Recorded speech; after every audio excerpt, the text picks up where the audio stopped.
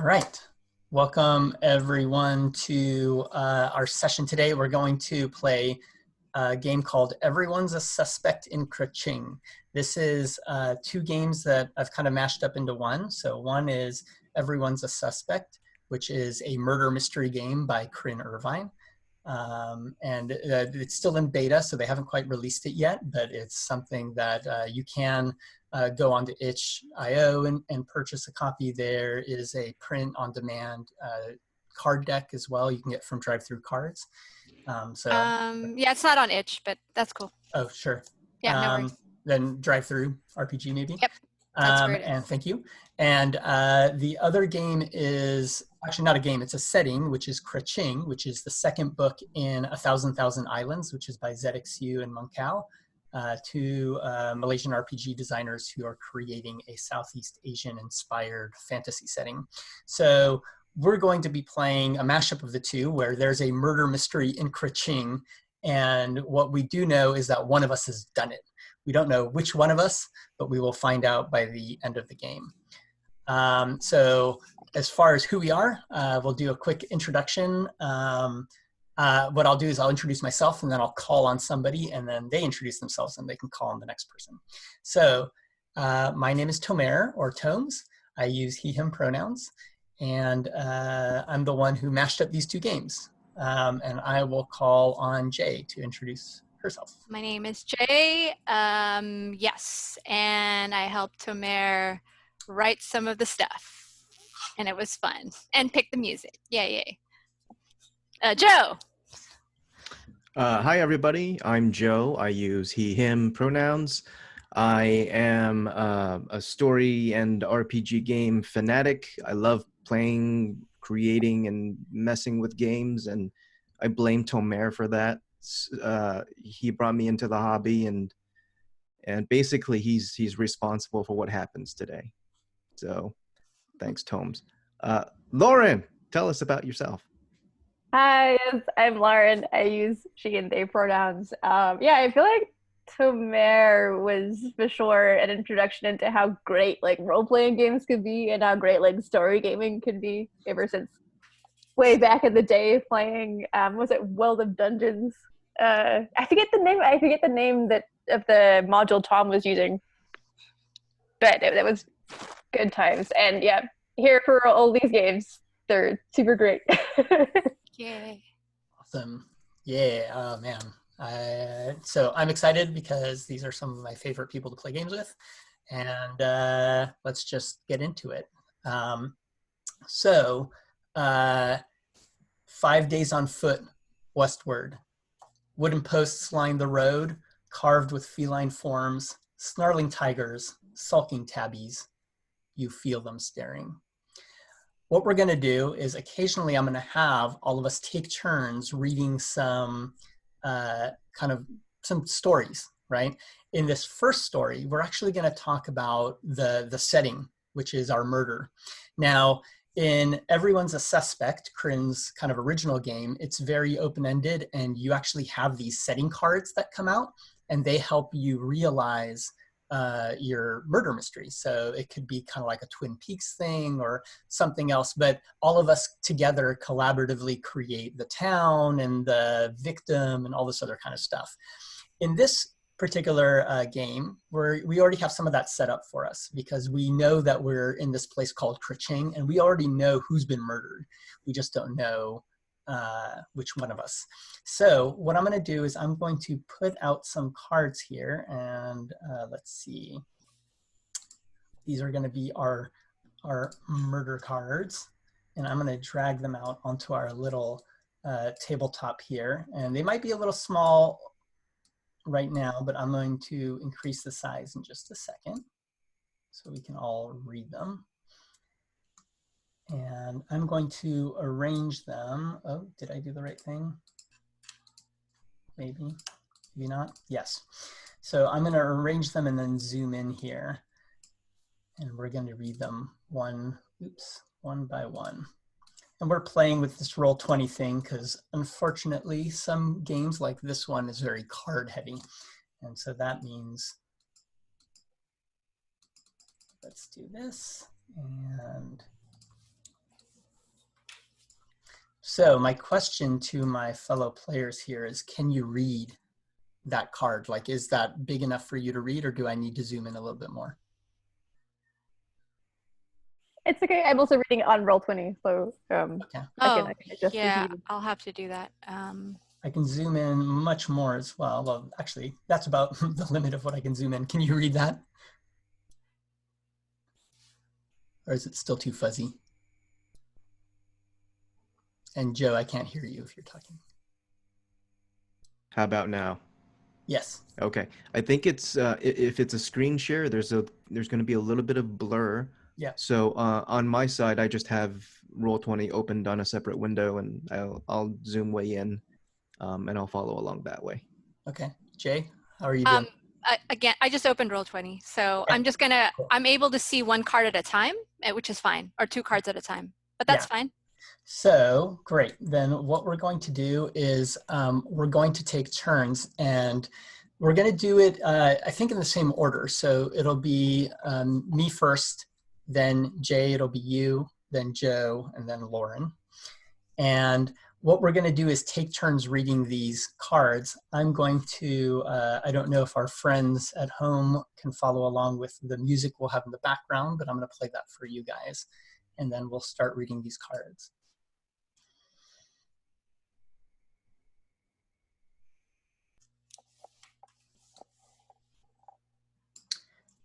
Kraching town. Sometimes a cat carving goes missing. A new cat appears at the woodcarver's door, purring. These cats are greeted like children returning. Cats are kind to their adopted households.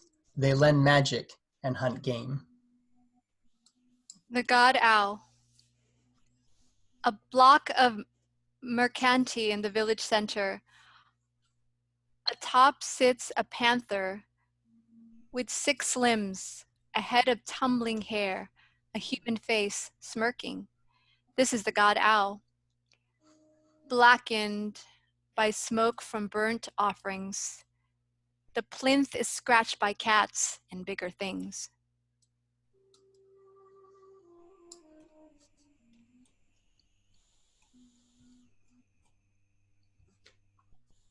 Dia's mansion. The green glint of eyes. They watch you from the foliage. There is growling. The guards that prowl here are not human.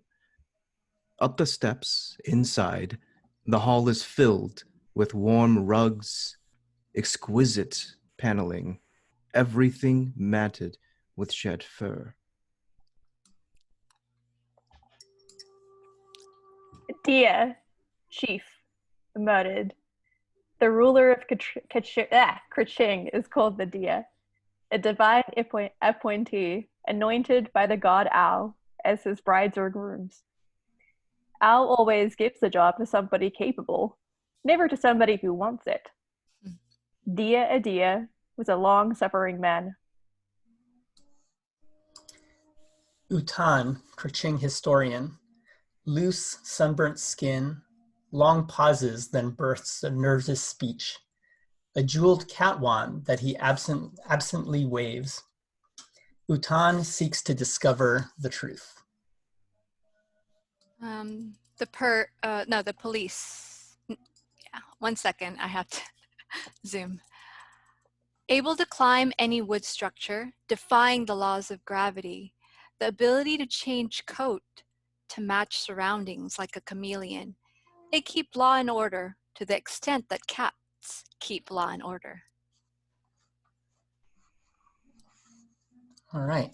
So what we've done is we've kind of framed the murder, right? So here in Kraching town, the Dia, which is the chief of the town, selected by the god Owl, right? The Dia, whose name is Adia, has been murdered.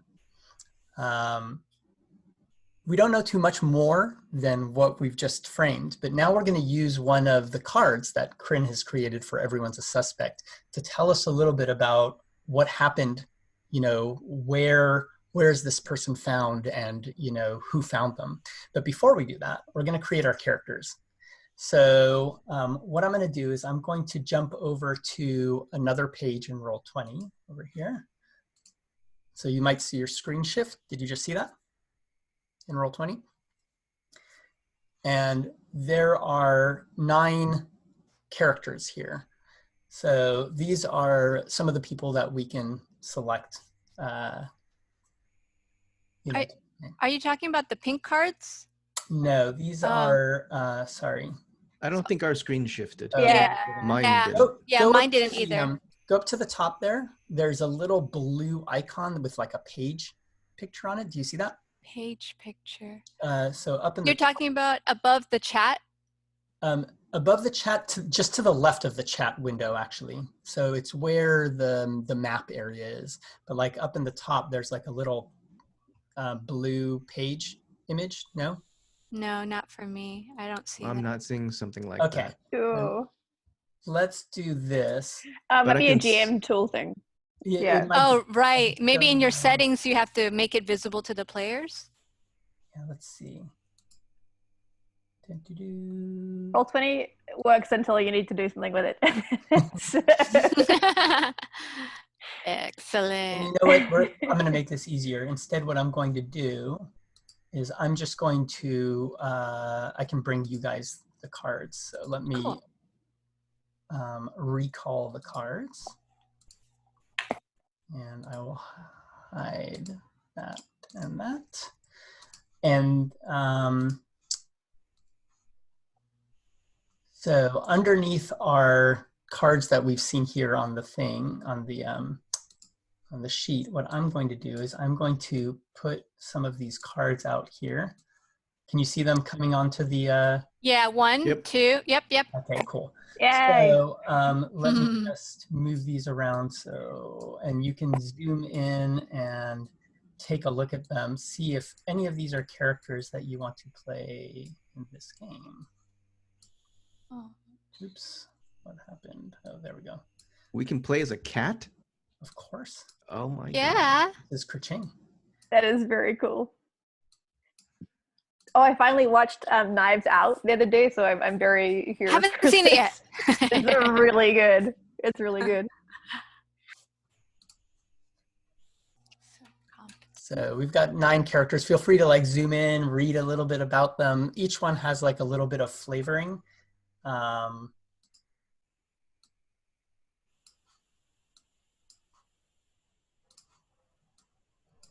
So we've got a forest guide. We've got a haunted mahogany mask that's on a person. There's a spy master, etc. And one thing you'll notice is 2 parts to this. The top part is a little bit of flavor text to give you an idea of who this person is in the context of this town. The bottom part tells you how you were related to the murdered Dia, right? And it'll ask you a question, and we will discuss all that in just a moment after we choose our characters.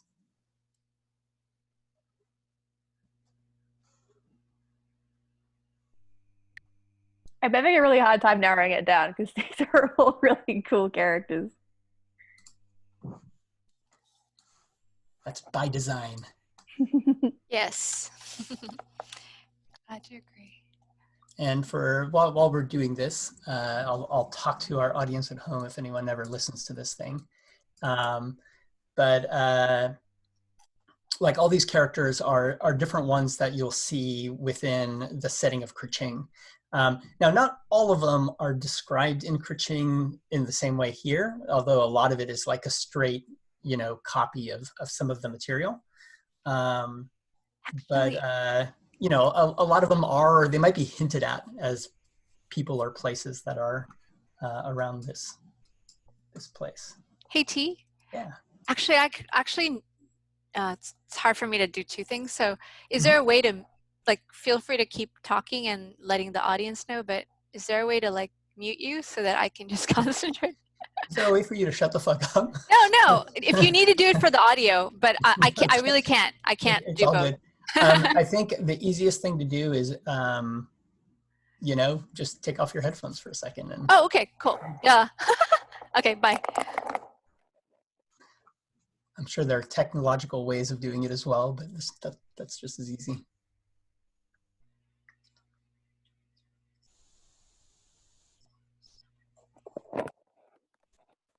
And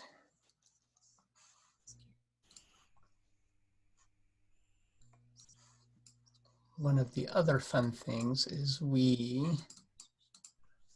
will be voting later as well during the game. So there'll be periods of time where we try to see who, we each vote to see who is the most suspicious in a scene, set of scenes. So I have a little tool that we'll use for that.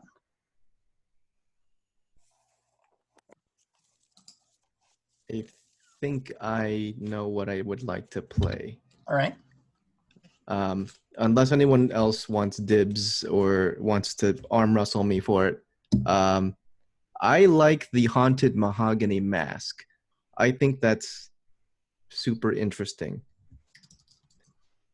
That is perfect. I've never played a mask before, so this will be fun. I have no idea how that's going to look, but awesome. That's why I have to do it. One thing I'm also going to put out on the screen, which I haven't yet, and so let me,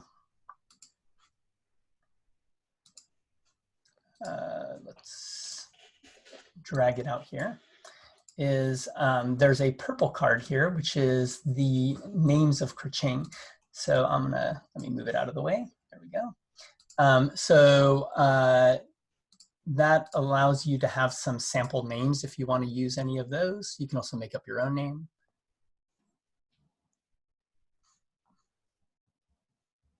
But as soon as you have a name, let me know.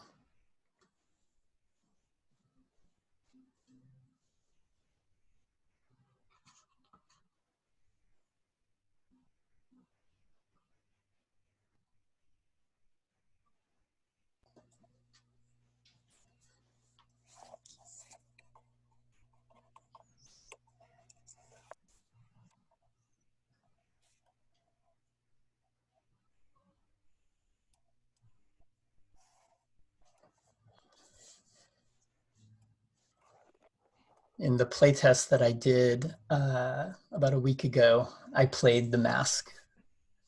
It was super fun.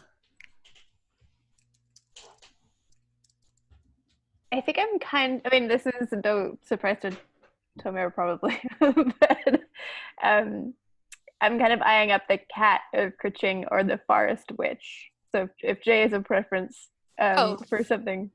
Oh no, those are great. No, I'm leaning towards woodcarver, unchosen candidate, or one kisi.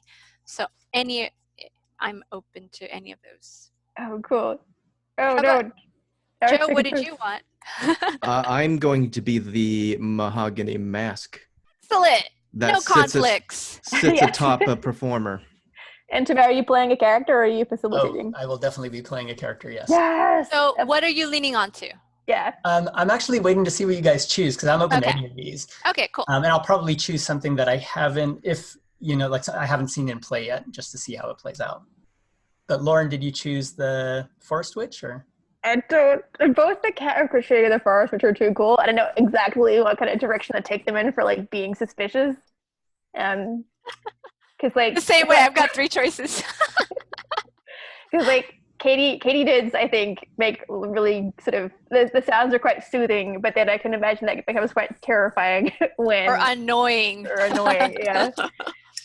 I remember we had an hotel in Australia where it was really close to those, and it was a little loud. Oh yeah. Ongoing, so that'd be kind of neat. Like to lean into that. I have a mechanics question for Tomes. In playing the Haunted Mahogany Mask, should I personify the mask or should I personify the performer on which I sit? Or do I get to play with that? Question for you. Yeah. Okay. Up to you. I'm just wondering if there's a mechanical reason to do one over the other, but if I can determine, then okay, cool, awesome. This is going to be interesting.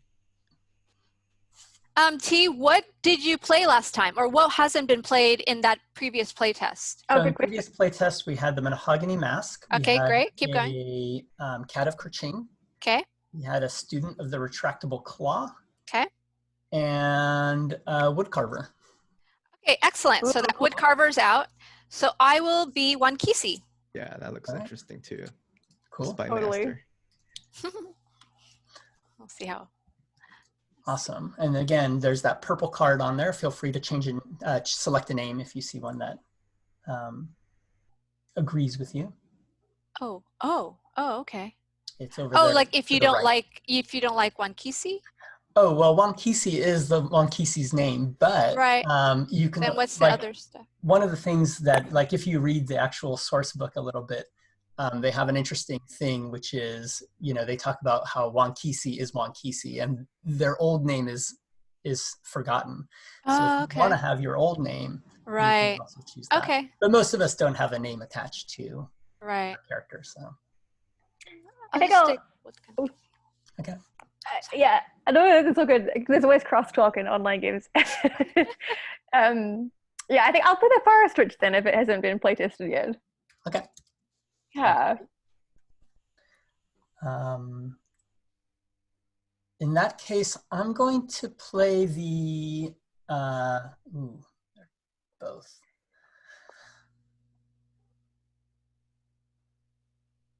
I'm going to play the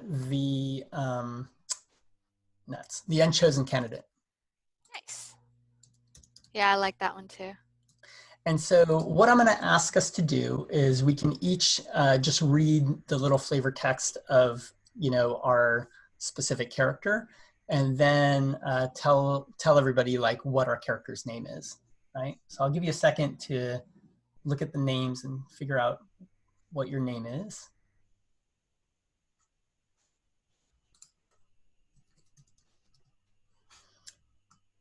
And so, all right, I'll start. So I will be playing the Unchosen Candidate. Dias are divine appointees, anointed by God Ao as his brides or grooms. Ao always gives the job to someone capable, never to someone who wants it. We saw that when we read about the Dia. I'm going to be playing Kartika. And so I was a candidate who may have become the Dia at some point in time, but I wasn't chosen. There's also a question underneath which says rival. You are a possibility for rulership. Why didn't Ao choose you? And I think I wasn't chosen. Almost it's like it's on the tin. I wanted it too much.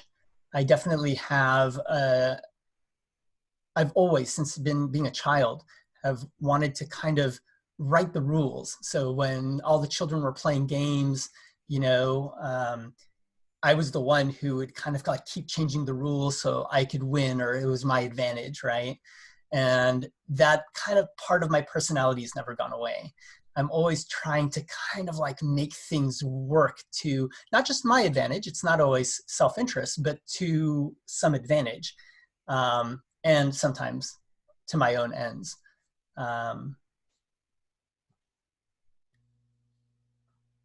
Who wants to go next? So, sorry, go ahead. No, go ahead, Jay.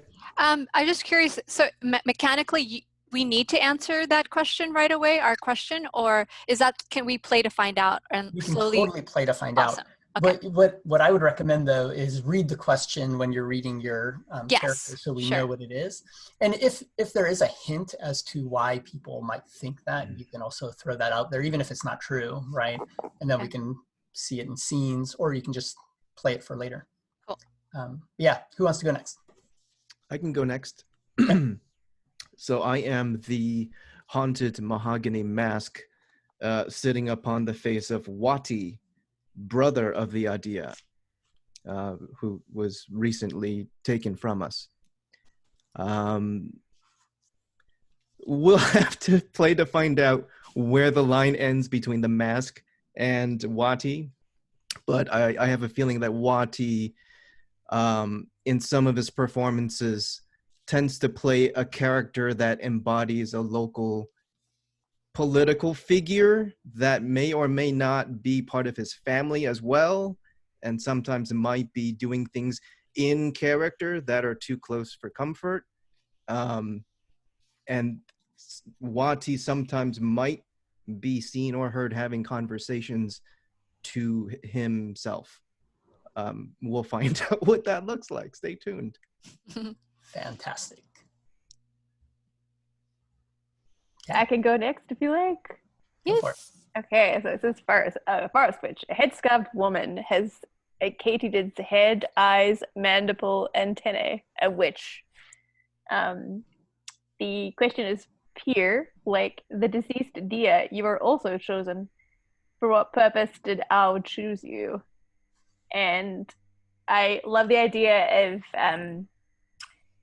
the forest witch kind of being balance to the community that we live in. And so like the temperament of myself and the deer are kind of like perfectly balanced and like opposite of each other to make sure that there's always equilibrium.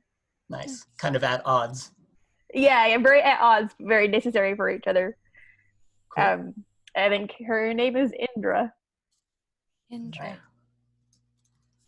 And I will play one Kisi, and as the card says about, if I can get to the card, you know, like schemes within schemes and whatnot. But I'm not necessarily trusted. So it says, you wield great authority in Kraching, but what power did the deceased Dia have over you? Part of it, I think I'd love to just like play to find out. But definitely Dia was very well connected, and I feel like maybe one Kisi tends to be more isolated, and so we'll see kind of, but yet the Dia depended on one Kisi for things. So I guess I'll just, you know, kind of slowly reveal their relationship. But Awesome. yeah. And I do love the, and again, some of the flavor text from the setting, the Kraching setting was, you'll notice Wankisi was chosen by Al for their skill and ambition, not for their ability to be trusted, right? All right, awesome. That sounds great. So we have all of our characters set up. I'm going to forward you guys a link, and let me just see here. Hold on just a second. There we go. I'll put this. Can you put it in the Roll20 chat? Actually, I'm going to put it in the Okay. Zoom chat. Let's Okay. see. No worries. Let me find that one. Yeah. Huh. So in the Zoom window, there it is. there's a place with like a little chat button. Yeah. Whoa. That's a lot. Wait. There's a lot, but it's just oh, one. so just pick yours. Okay, just awesome. pick the one that is yours. It said denied. Oh, oops. I know why. Hold on. Of course, Okay. I did not share it. And now try it again. Beautiful. Okay. What that will do is it'll open a Google Sheet, right? A Google spreadsheet kind of file. There are tabs down at the bottom for all the different players, but we're not going to go to them. We're only going to stay in like our tab because the voting is supposed to be kind of anonymous, right? So each of us later on will vote at different times to see who is kind of the most suspicious. And when we do so, it's going to be tabulated kind of in a totals area, and that'll determine like who goes in what order next. But we'll get back to that a little bit later. If anything, though, you can keep this as a reminder of everyone's names until we kind of remember, right? So again, we've got Kartika, the unchosen candidate. We've got Jay as Wankisi, the spy master. Lauren as Indra, the forest witch. And Joe as Wati, the haunted mahogany mask that sits on top of, what did you say it was a sibling of the Dia? Oh, I can't hear you, Joe. I am the mask, and I sit atop of Wati, who is the brother of the recently deceased. Yes. All right, great. I am Evan. I'm on view only for that Google link. Okay. And let's see, did you, I might need to refresh. I'll just refresh. Yeah, just refresh.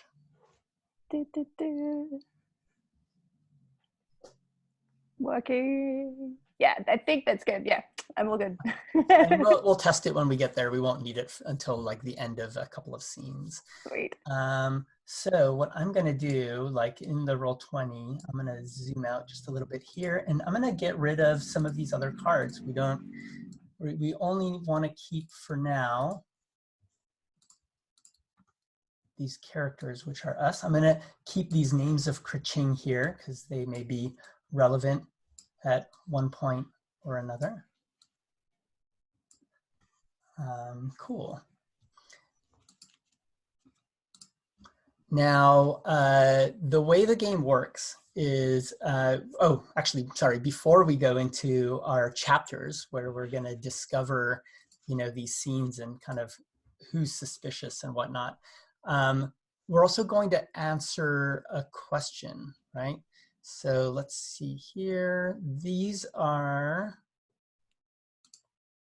here we go.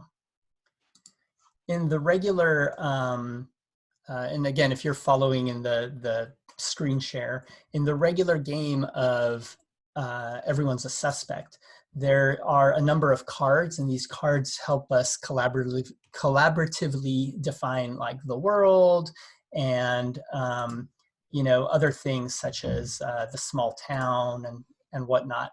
However, we are going to collaboratively define the murder, right? And does everybody see that shared screen right now?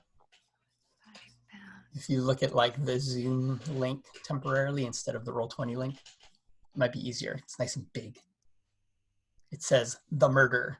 Although if we want to incorporate some of those awesome flavoring cards in the beginning, like yes. Here, that would what be I'm going cool to do too. is, you know what, I'm just going to drag it onto the screen. Oh, perfect. Like the mansion. So I'm going to put this murder card on our table temporarily. And yeah, let's, we're going to take turns. This time I'm going to have Jay go first. And so you're going to answer any one of these 5 questions that are on here. And all of these discuss something about the murder, right? Where was the body found? Or, you know, what does it look like they were murdered of, right? So it's answering questions about the dia. Something strange. So hold on, let me get back to those big cards. So yeah, and float around. FYI for all of us playing the game, you'll notice that there's a color coding of the cards. That's not by accident. So the yellow cards are locations, right? So you'll notice that right now we have Kraching Town and the Diaz Mansion, right? The green cards are objects, right? In this case, it's a statue in the town square, and there'll be other objects as well. And then anything that's gray are just different people. And right now we have like a kind of a starting set here, but as we play the game, if at any time you want to have like a new person or a new place to deal with, we have cards that you can choose and select from. I mean, I'm drawn to where the body was found. At the same time, I'm kind of very open, like in terms of like, I can see Dia having died indoors, but I can also see it would be neat to do it outdoors. So, but maybe because we're in, let's have it happen in. So let's do the mansion. That'd be kind of neat to connect it with something we've already kind of, the designers have provided for us. So that mansion would be great. So where was the body found? In the mansion. And is this like in, like what room in the mansion? Sure. Maybe that'll give us a little bit. Usually happens in the bedroom. How about the reading room? I like books. Yeah. Books are good. Sounds awesome. So all right. Next is Joe. Choose a question and answer it for us. Okay.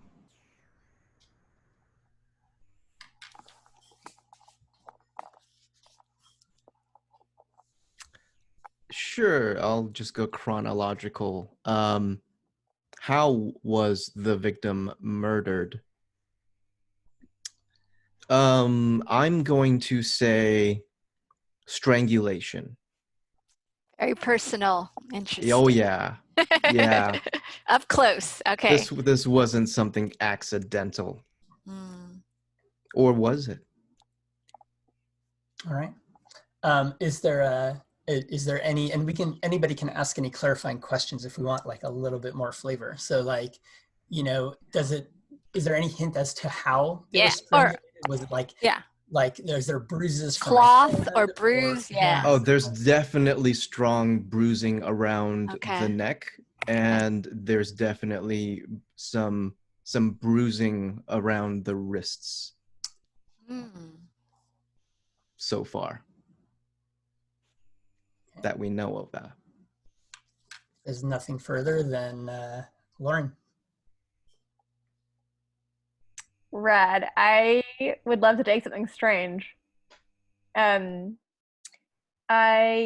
think the Dia has kind of like a wooden necklace that he always wears, and it's sort of like spherical wooden beads of like different various wood grains and textures and kinds. And I think at first, if a one were to approach the crime scene, you'd think that the necklace was just gone. But I think if you look closer at the floor around where the body was found, the sort of beads, the sort of, I'm picturing sort of marble size, like kind of chunky beads, are kind of strewn around the ground, but they're all burnt, like they're black, as if like they'd been consumed by fire. Mm-hmm. Awesome. Okay. And then who discovered the body?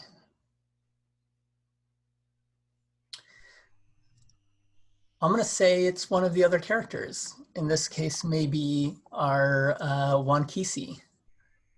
Me? Okay. Yes, sure. He who it's not smelt unusual it. for the Wankisi to visit the Dia. Yes, I must know it all. Yes, yes. Something goes on in this town, I must know. Yes. Yeah, but curious, you were the one who found. I had business, but Yeah. yes, yes. Okay. We talk often. Yeah. Okay. And then you answer our last question, which is when did the victim die? So how long ago was this occurred? And part of the reason we have a frame of how long ago is because when we do these scenes, most of the scenes are kind of in the present, but there'll be some scenes that are flashbacks. Yeah. Okay. Kind of like the idea that it's been a day or I don't know. Do you guys know how long when a body actually looks different than when it was alive? Like for it to decompose or something a little bit? Yeah, or even just faded, like some skin. Visually, I'd like it just to look like it's progressed. So maybe, I don't know if that's like a week or 3 or 5 days, something like that. That'll be interesting because that will solidify in our world how little or how much servants and the like check in on the Dia. Because if it's a week, it's like, well, clearly he just takes care of himself and he doesn't talk to people that much. True. Or were they all in on it? Yes. That too.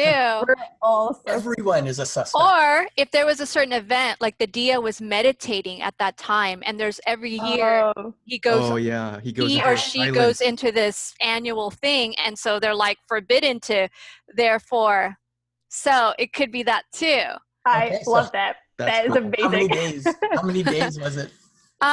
If you guys are cool with it, 3 to 5 days. I don't know. You guys pick a number. 5. 5 days. That's good. I'm assuming we're lining things like the gross stuff that happens to your body upon like becoming deceased. Yeah. Yes. And it's a good question. Like I know and trust all of you, but we haven't had like safety our conversation. But definitely this game is very much around like, I mean, it's a game about a murder mystery. Yeah. So we're definitely going to have like murder. Are you guys all good with like how gory or like how expressive we are about things decomposing or things like that? I want no murder and no mystery and no suspect. Wrong game. Game over. Lauren, were you going to say something? Oh yeah, no, I'm good for gore and like bruising and the kind of stuff that we've described so far. I think the only things I would want to like avoid would be like poop, or thank you. No bathroom. Like, yeah, because I know that like defecation is quite the common when you become deceased, and like when you die, all the gas escapes from your body, so there's a lot of like flatulence. So like I would appreciate to. Super flatulence. Yeah, can that just be understood? Yeah, yeah. It is now. So we've drawn either a line/veil around some of that stuff. Okay. But again, we're playing with, you know, at a minimum, like an X plus card. So, right, if we want to modify any content, we can easily do it. We can go into it or not. We can have a discussion, whatever people want to do, open to it. Cool. All right. So I think then we're set. So it's been 5 days since the Diaz died, but he was just discovered now by Wankisi, right? Yes. Right. So just recently, like in the last day or so. Yes. Okay. One or two quick questions I forgot to ask. What are our character pronouns? Because that's going to be important here. I'm going to go with Wankisi as female. Okay. So she. Yeah. Anybody else? Wati the brother is he, him. Okay. The mask is going to be a they. Okay. I think Indra will be she as well. Okay. And I'm going to say Kartika, who was the unchosen candidate, is also she, her. Okay. Okay. And so I've modified that in like the base spreadsheet thing. Awesome. It would already be moved over to your Thank you. tabs. Cool. All right. Then we have discussed the murder. I'm going to go ahead and get rid of that card. And now, I'm gonna say there is, do you guys want special ability cards? Possibly. I'm not going to say no to special abilities. Right? Heck yeah. So, Yeah. Like for me, I'm open, but if yeah. Like so maybe I'll optionally not use one, but you know. Yeah. Because I think that's part of the mechanic, right? You're able to either use it, or if you don't use it, you don't use it. So a special ability card, and this is again from everyone's a suspect, is a card, you get one of them. It's a power you can use one time in the entire game. If you go into your Roll20, you'll see now above your name, there's a little purple card, and it has the number 1 because you have one purple card, which is the special ability. Oh, cool. If you click on the one thing, it should pop up like your hand, so you can actually look at it. And if you click on the card, it should like pop up for you, you know, full screen. So you can what your it doesn't for me a no sign, you know, like a reject sign. Oh, is that the same for you guys as well? Oh, sorry. You know what? I clicked on Lauren's. Got it. So yeah, I'm trying to sneak peek. It won't let you. It's all good. Typical Wankisi. Yes. I need to be in the know. What can I say? Okay. During a scene, the players. So these are special abilities, and you know they might. Ooh. Yeah. Okay. I like it. What I'm going to do is, let's see. I'm going to deal 1. How do you do this? Can I just pull a card? Oh, roll 20. Here, I'm going to deal a second card to myself and put it out on the board just to show you what it looks like. Or maybe not, because it's weird. Are you concerned that we don't understand? Or? Yeah, you understand it. So these cards tell you, like, you know, something you can do during a scene to get somebody to act in a certain way or whatever. Cool. Very similar to Good Society and like monologue tokens or that kind of thing, right? Love it. All right, cool. And so if you want to use it during a scene, you know, we're going to throw it out here onto the board, but just let us know, just like speak up, because, you know, it might be relevant, like, you know, timely. And technically, can you only use it once during the game, right? Like some kind of super. During the entire game. Okay. Normally you use it on somebody else, but I have seen somebody like use a card kind of on their own character in their own scene. That's fine. I mean, as long as it works narratively. Yeah. Right. Cool. But normally you use it on somebody else. This is a sidebar for feature, but have you used Jitsi before, Tomes, for games? Okay. It has like a little icon on it where you can like raise your hand and then it pings people when it's like, oh, Lauren has something to say. So like if you wanted to like, it's just a neat way of like saying, hey, like I'd like to play a card or that kind of thing. Do you integrate it with Roll20? Can you integrate it, or it's a separate? I think it's a separate. Yeah, it's a tool just for that specific like video chat, but it's quite handy for like. Yeah, I like that. Yeah. Nice. Or I guess we can type in chat to like, I've got a card to play. It's also. Yeah. Anyway, sorry. Definitely, if it's something that's timely, like like you want them to monologue right now, then just speak up. Feel free to like stop that scene and go like, hold on, I want to play a card, and then we'll talk about it. So I think we've done all the setup, and normally in like everyone's a suspect, you would have gone through 5 of those setup cards, etc. So are we ready to play some scenes? Does anybody need a break, or are we good to do like, we can do a chapter? Let's just do one at least. Yeah. Just to taste. All right. So what we're going to do is we're going to do chapter 1. And because I already got to start with the reading, Jay started with, some of the questions. I'm going to have Joe, you start now with these cards. And because we're just going to like share them. You know what? This is what I'm going to do is I'm going to deal you all 6 of these cards. He chooses. Nice. Okay. Yeah. Oh, I got to learn this. Man, it always does this thing. Ugh. Hold on. Let's do this. Shuffle the deck. Sure. And then I'm going to deal 6 cards to you, Joe. There you go. Nice. Okay. So in Roll20, you have all 6 of the cards. I do. So feel free to look through them real quick. And these cards are different like scene prompts. Right. So they'll tell you things like, a flashback where you were having an argument with the murdered, or, a current scene where you're being questioned by the police or whatever, right? So choose one of those, and then you can go ahead and drag it onto the, to the playboard, and then you set up the scene. The scenes can be of 2 different types, as we kind of discussed maybe before the recording. There is a narrative scene where you just kind of describe what happens, and that's it. Or it can be a role-playing scene. So you tell us which characters you want in the scene.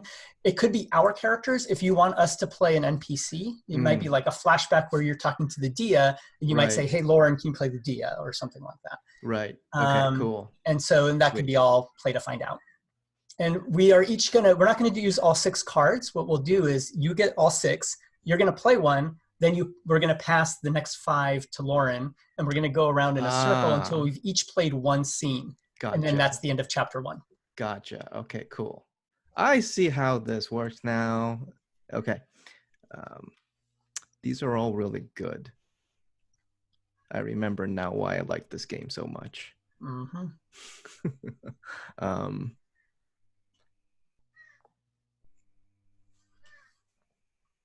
And I don't think we'll need them now. This is for the rest of us. But like, if you ever want another person or an object or a location, let us know. I think we have enough to work with probably at this point. But.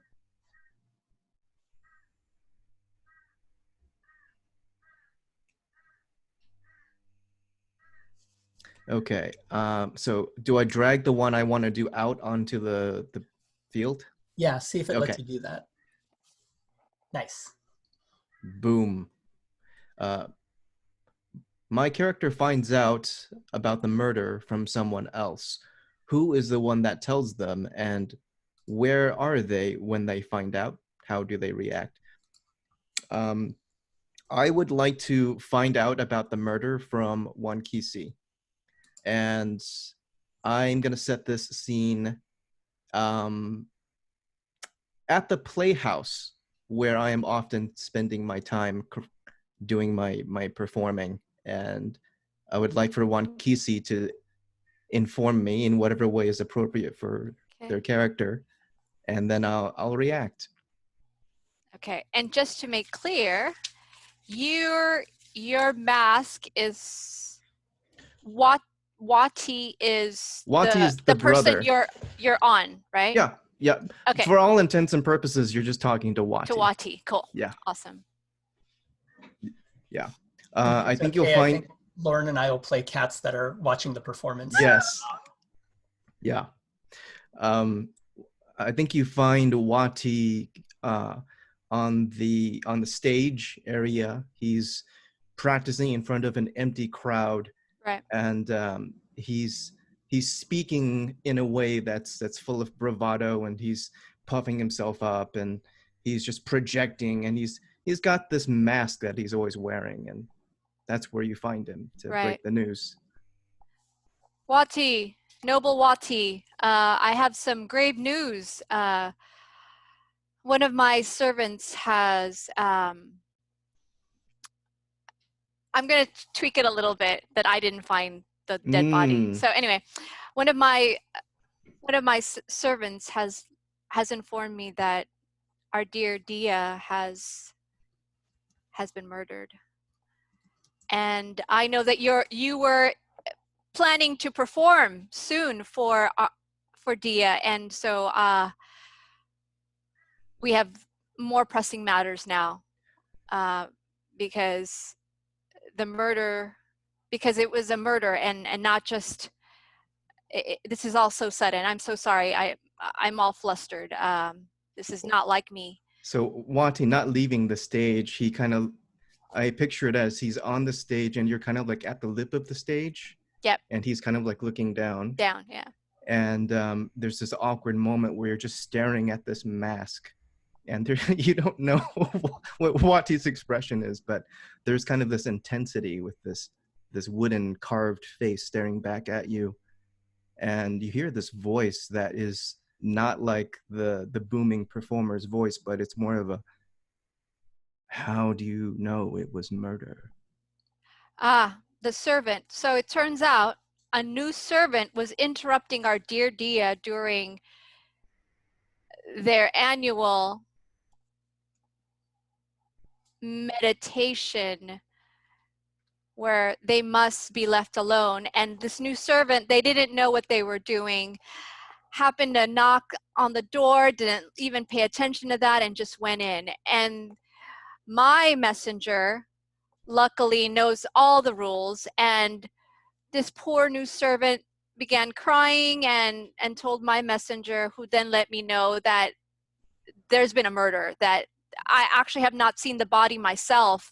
I haven't been near that place at all. And but yes, I trust my messengers. I've Did he trained them suffer? well. I don't know to that extent, but there are grave marks. My messenger said that there are grave marks on the body, and it seems that the skin, that it's been days perhaps. Did he look powerless? I actually don't know. If you are interested, I think, maybe I am very open to you visiting. Yes, I know very that much you had a would. close Yes, relationship indeed. with the Dia. Yes, yes, as he is my brother, and thus I would very much like to gaze upon him in that final state one last time. And me as well. I need to know. I need to get to the bottom of it. I need to take care of matters. He's beloved to Thank you for to making all. such haste to bring this to my attention, One QC. Yes. And actually, Have you told anyone else? I was about to say, I think it's best for now to keep this news between only those that must know, if you know what I mean.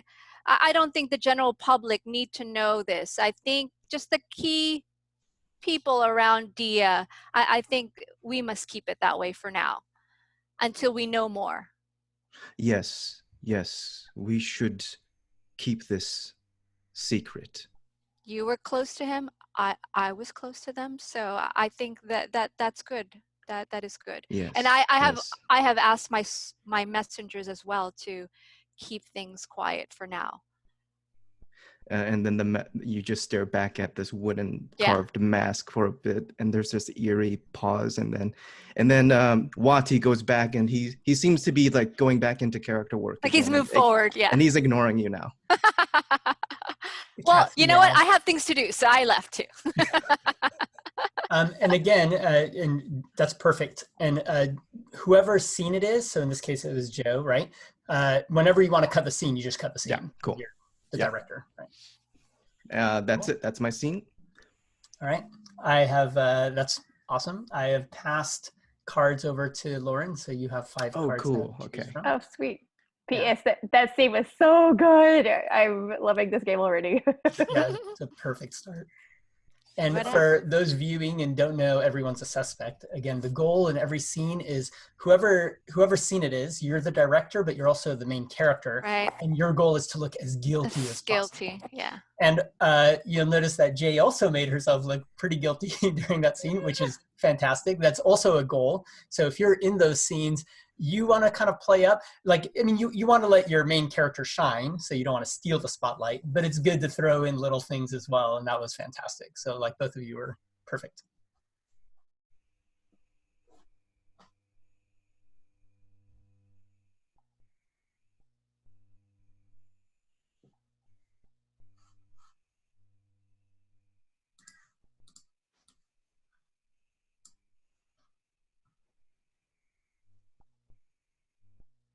Dang, these are all so good. Right? I know, right? So much you can do. Oh my gosh. And I think everyone's a suspect's been in playtesting for at least 2 years. Wow. Because I know some people have playtested it like way back. It's really Um, great. Oh, and I know there's been some improvements, so the changes that they made to Right. the game over time. But like Yeah. as it is right now, I think it's just perfect. Right. Oh, I know what this is. Okay. I just drag it out onto the table at the card. Yeah. Okay. I'll do a flash backup. That's interesting. A happy scene Backup.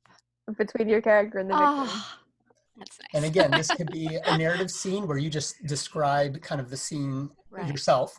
If you want somebody to play it, you can assign somebody to play any of those characters. I think I might have a self-indulgent narrative model, if that's okay, just to sort of. Hell yes. In my Hell head, yes. in my head, it's a very like visual thing. So I think we see Indra, the forest witch, at the Dia's like garden. Maybe it's like a little gazebo area with like a some kind of game board that is set up, whether it's Go or chess or like one of those sort of like strategic placement games like that. And I think both the Dia and Indra are smoking these like sort of very long cigarettes, and it's like an ashtray, and like you can see this green smoke curling up because what they're smoking is like a very bright, I think like an olive green, I think. And we kind of get that lush, dewy, like it just rained this morning, sort of petrichor feel about it. It's quite humid. A servant sort of like drops off these cups of like iced tea or like a cold beverage, and I think like the Dia like places the last piece to win the match, and then like Indra just and shakes her head and like flicks some ash like into the ashtray and smiles at like the Dia and says, I can't believe you like bested me again.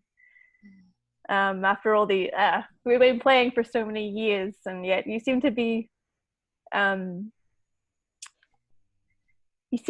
pipping me that little bit more than you usually do. I think the Dia like cracks a smile and likewise like taps some ash into the ashtray and it's like, oh yes, well, I've been practicing. Unless I can beat you, of course, Indra. And Indra like cackles. And then she says, well, it's only befitting that the victor walks away with some kind of prize, is it not? And he like sort of frowns and this seems to deviate somewhat from our previous games. And Indra smiles and places something in like the Dia's hand and says like, oh no, this is not for winning the match, as I said. It is just a gift from one peer to another. And then she takes her hand away, and it's like those wooden beads, like the wooden beads in the necklace. And the D is like, oh, thank you, Indra. And I think like pockets it. I think that's the scene. That's awesome. Cool. All right. Now I've got 4 cards here.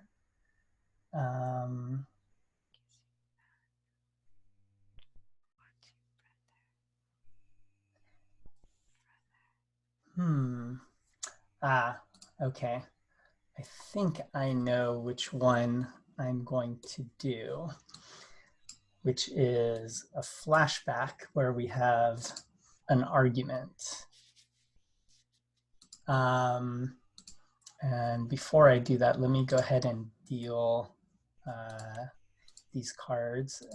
So after everybody's scenes, I try to get the cards over to the next person. So if they want to take a look, so Jay, for example, right now in Roll20, you've got the next 3 cards, the last 3. Oh, cool. So if you want to look ahead, you can. Cool.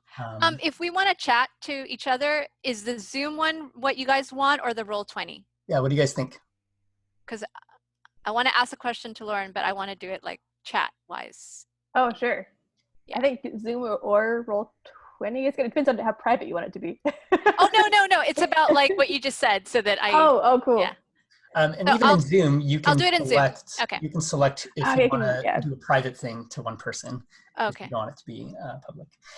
One thing I'm going to do is you'll notice I'm going to bring up the object deck, and I am going to choose an object card.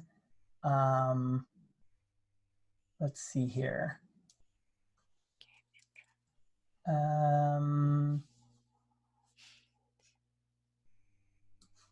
Here we go.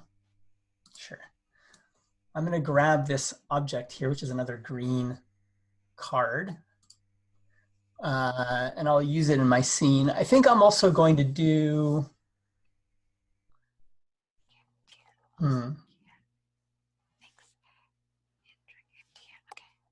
Okay, cool. So I think I'll just do a quick narration scene as well. So the object here is Ari, which is a counting spirit. So it's a little baby that's in a cage. And you know, it just counts, right? So you can, it's like a calculator. Hilarious. And I think, you know, we see myself, and I'm younger than you would see me now, although I don't think I've aged too bad. But the reason you can tell it's a long time ago is the Dia himself, instead of being kind of like a little bit larger and a little bit more, you know, he's definitely like a kind of plump guy before he died, you know.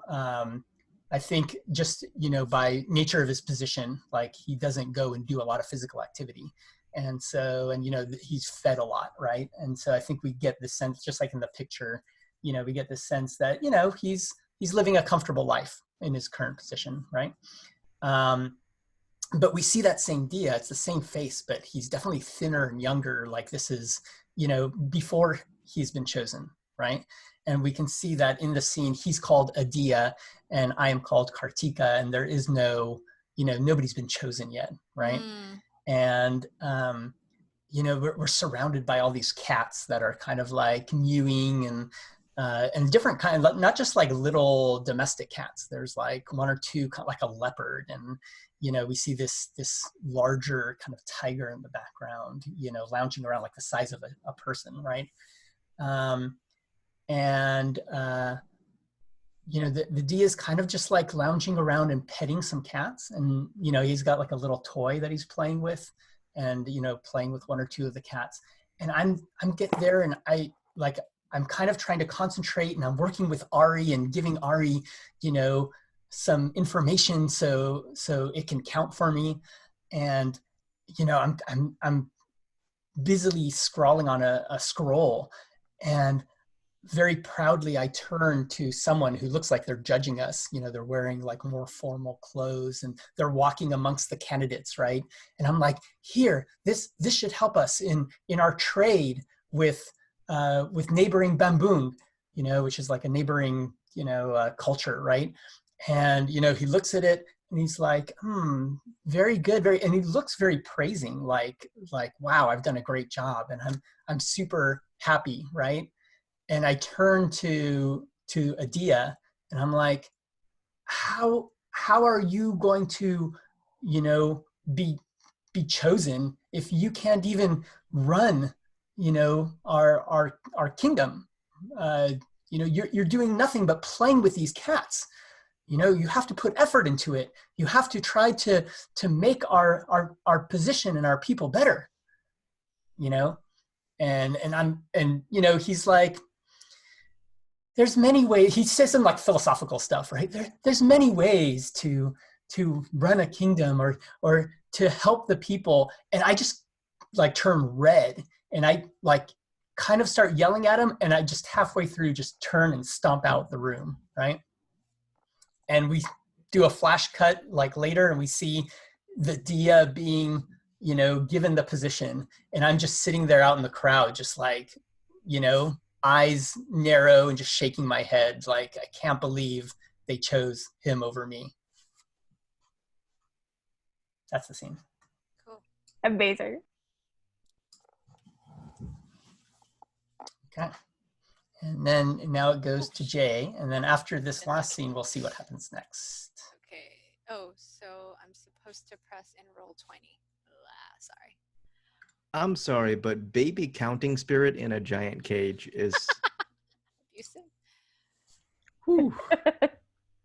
Kind of awesome. Maybe it gives them a purpose in life at a young age. It's a babicus. It's an abacus with a baby. Baby kiss. Yes. A baby kiss. Yeah. I like that. So good. Sorry. You guys are distracting with your ideas. Someone, okay. And for Are anybody, we going to be playing the rest of them? By the way, the rest of the no, just one more scene, which is yours, and then the rest of the cards get discarded. There's 6 cards for each chapter, and the game handles up to 5 players.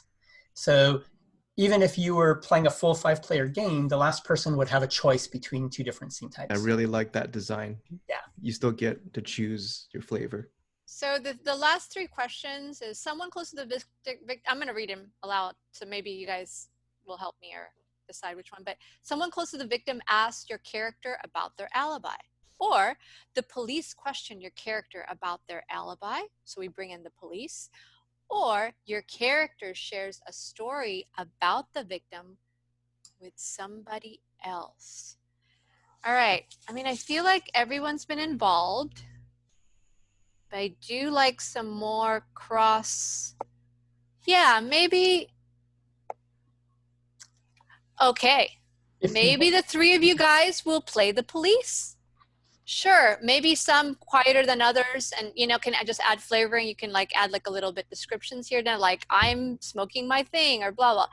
And then it'll be, you guys will question one key scene. So let me go back to that, and then I go to the deck, right? Or how do I put the card to the? So when you click on it and it shows you like what's in your hand, and you can see the 3 cards.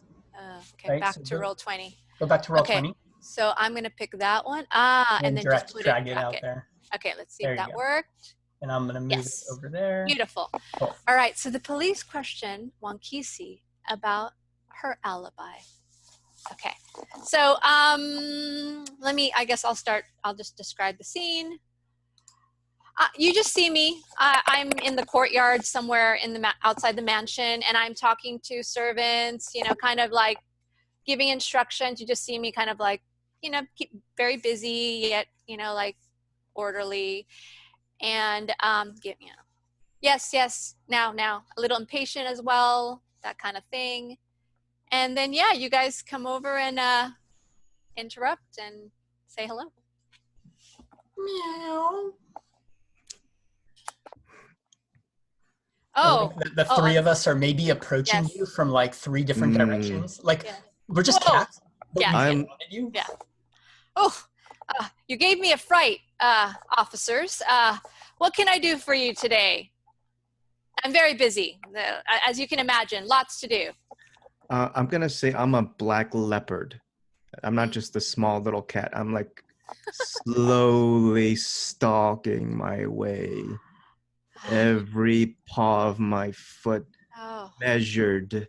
you do take your slow. time, don't you? Okay. And what I'm doing is I'm making dead eye contact with you, and I'm seeing if you're flinching as I'm slowly pawing over. And I don't. Actually, before we see Wankisi, I'd love to see what each of these cats is doing. Sure, go for it. Lauren, do you know? What was the question, sorry?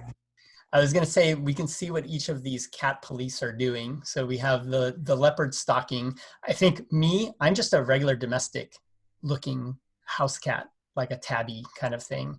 And although the leopard is looking very intimidating, I'm just walking up to you and I'm actually rubbing myself up on one of your legs.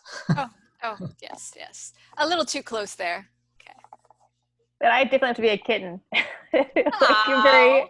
very green, very green, like police officer who just started the job kind of deal. So we've got good cop, bad cop, baby cop. Yeah, exactly. So I don't really pay too much attention to the kitten, but it's adorable.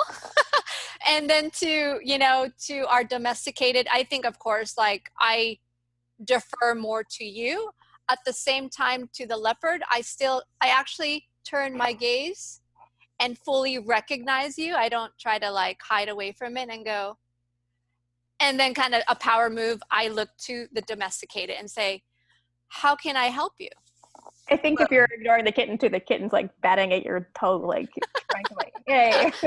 Anyway, carry on. To No, I'm like, Well, I'm like, we don't want to bother you too much, great Wankisi. I know you're probably quite busy, but we are very concerned about our Dia, and we are just going to question and see where everybody's been of during course. the time when the body was found in Prior. So I totally understand the need. Yes. We understand the need of you to be discreet because, of course, you are the Wankisi, but perhaps you can tell us where you were maybe 5, 6 days ago. I mean, I've done so much. I've been so busy, but yes. For the main thing, right, to remind you is that during this time, the Dia usually needs a lot of space and quiet, for they must go through a meditation period and try to connect with our dear God Owl. You're starting to talk, and this cat's like yawning and like, kind of starting to clean Get himself. distracted, yes. And meanwhile, the leopard hasn't broken his gaze.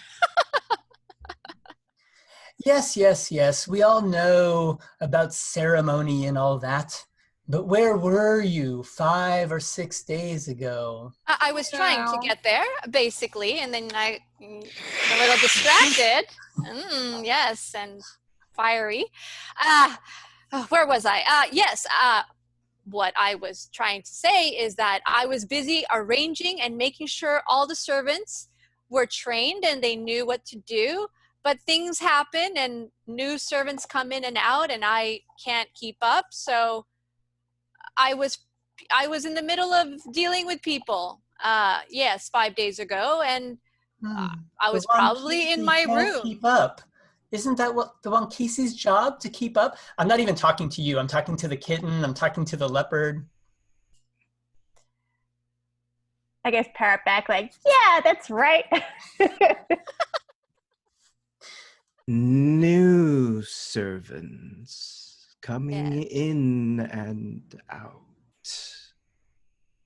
Indeed. During the most sacred and holy and vulnerable time for our Dia. Yes. Is that wise?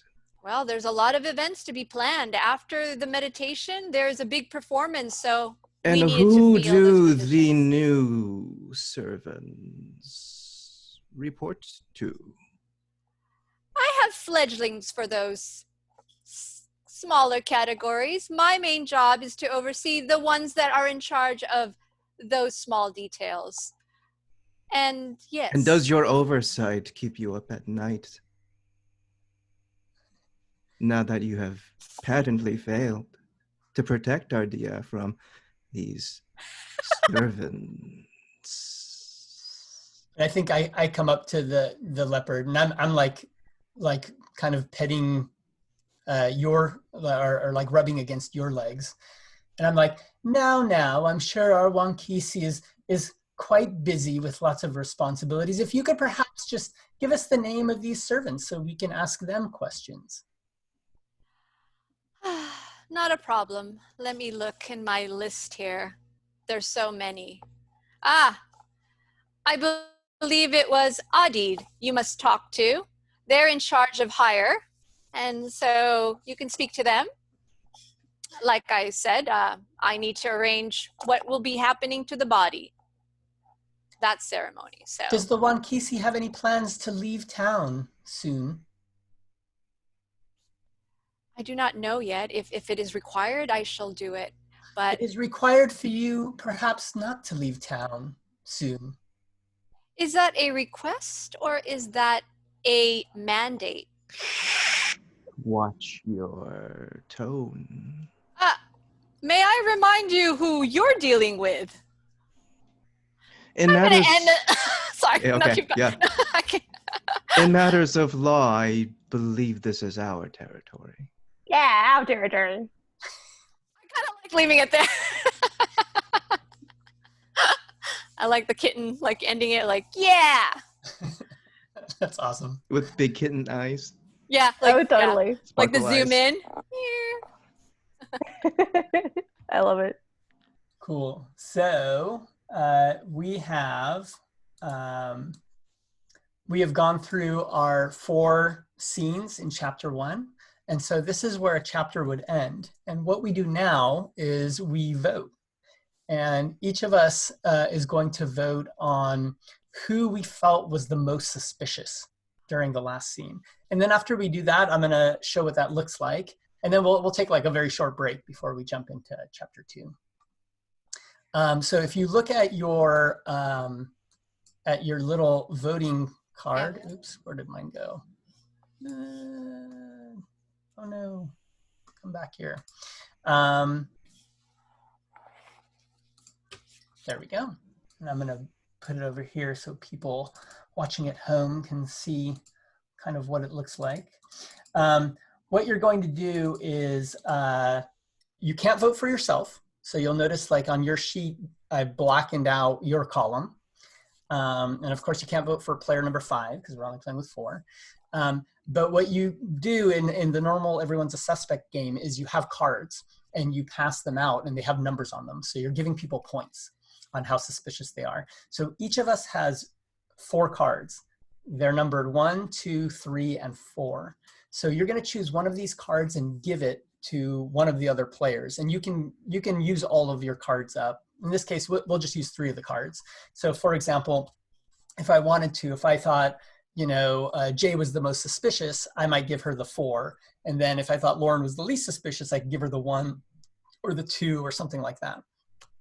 And you can also not give a card.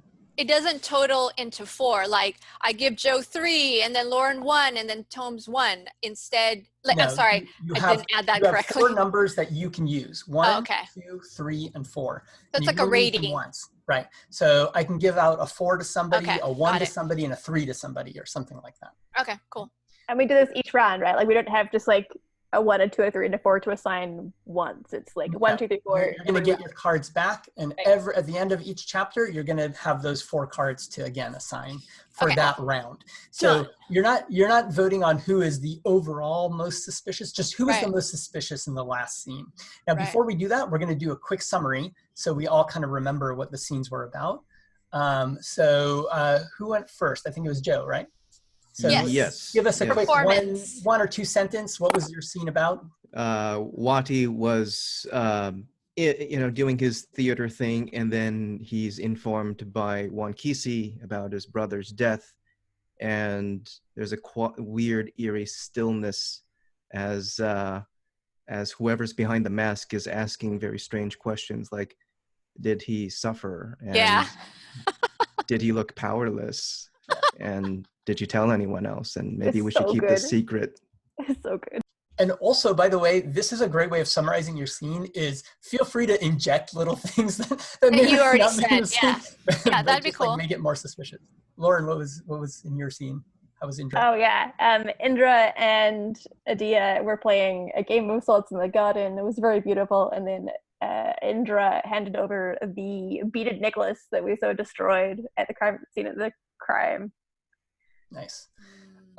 For me, Kartika, we saw a flashback where they were much younger, and she was trying really hard to do things good for the nation, if you will. Right. And instead, they chose the Adia, and we could see that she was kind of seething that this lazy philosophical do nothing, got the position.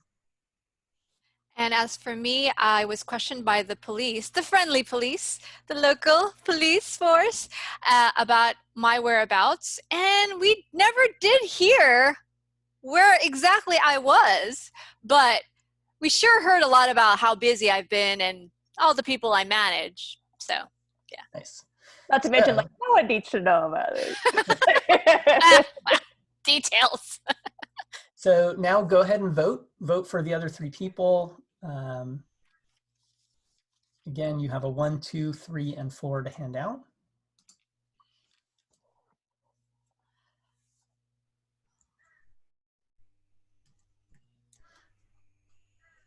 I love the icons that Google Excel that they use for our, the anonymous. We have a cheetah and a wolf. A cheetah. Yeah, I love the for our cheetah. game. So appropriate. Koala. All right. Let me know when you guys have finished voting. I'm done. Although, Thomas, we can see your I know. column on this. So. Yeah. So just in case you're wondering, but obviously, Yeah.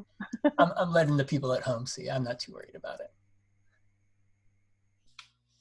So we're all done, right, Yes. Jay? All right. So we've got the totals here, and this shows us who's the most suspicious to least suspicious. The higher score is the most suspicious, and you want to like vote as honestly as possible, because the person who ends up having the highest score goes first the next round. We're not going to go clockwise. We're going in order of highest to least suspicious. And you actually want the person who was the least suspicious last, because it gives them an advantage, right? They get to use that information that everybody else had. So it's an interesting mechanic. But we're going to use that to determine who the order for the next round. But before we do that, we will take a short break. So maybe like 5 minutes, and then we'll be back. Yes.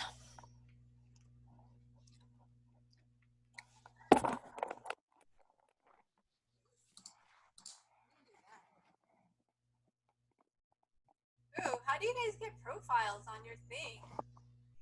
Interesting. Next level stuff.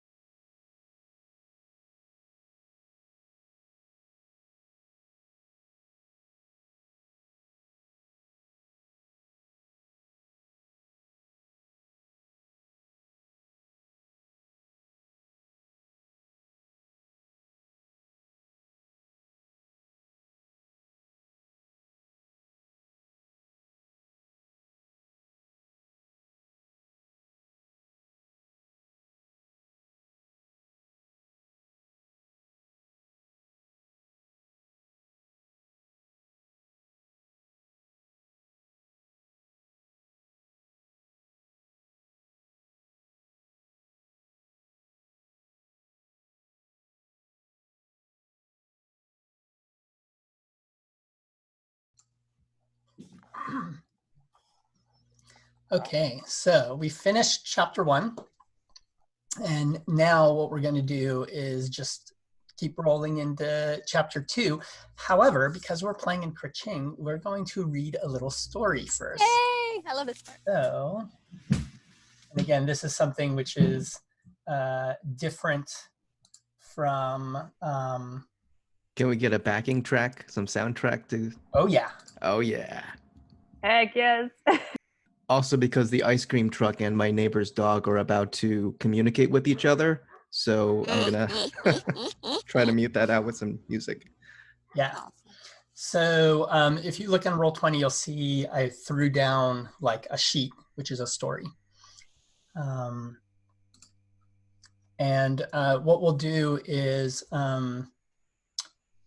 maybe, are we, I know our positions changed slightly, but I think, or at least for me in my windows here, I don't know why, in Zoom, but we can go in the same order. Actually, Lauren, why don't you go first, and then we'll continue that same kind of like clockwise, where it's me, then Jay, then Joe, then you. And you'll notice the story's been broken up into kind of like 5 paragraphs. So you read like one paragraph to like the next little line break, and then the next person will go. And I will start some background music.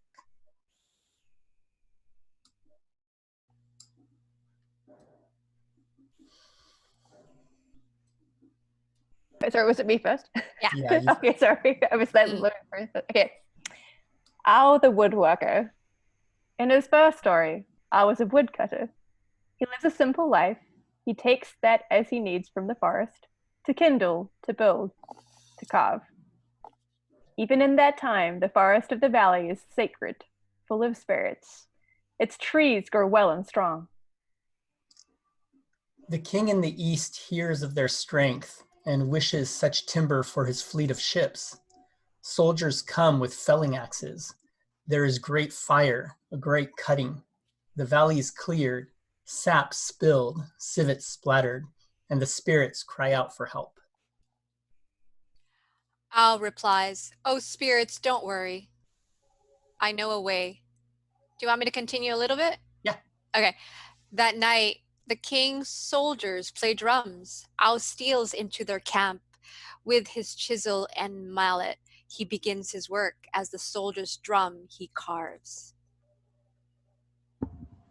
Bam, bam, bam, tuck, tuck, tuck. A log has turned into a tiger. Boom, boom, boom.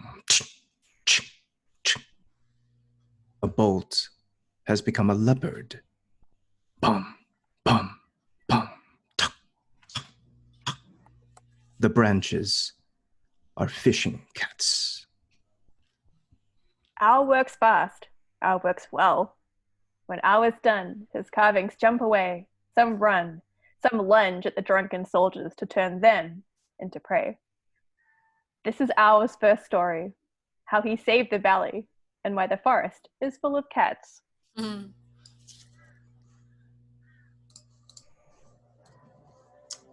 So in between each of our chapters, we're going to read a little story about Ao, the god Ao. And this could have been maybe a sermon that the Dia gave, right, about Ao, or something written in a holy book or something like that. So now we're going to move into chapter 2. Each of our chapters is very similarly played. We're going to go in an order. We're going to just do a scene, one scene a piece. Don't forget you have those special ability cards. You can use once per game. Don't try to hold on to them. Use them whenever you think of using them. Again, just a reminder, if you want another player or thing, just feel free to, ask me and I'll throw one out there or deal you a couple cards and you can look through them, that kind of thing. So in this one, because of our suspicion scores, I'm gonna say, hold on. Joe. Yeah, Joe's gonna go first because he's got the highest suspicion.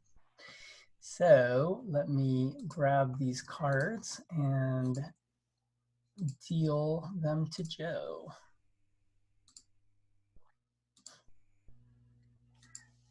And although it sounds like an advantage, once again, going first is a disadvantage because we can then play off of that to look more suspicious. Well, I am the most suspicious. I had perfectly normal responses to those questions. How I feel about my siblings. I'm just kidding.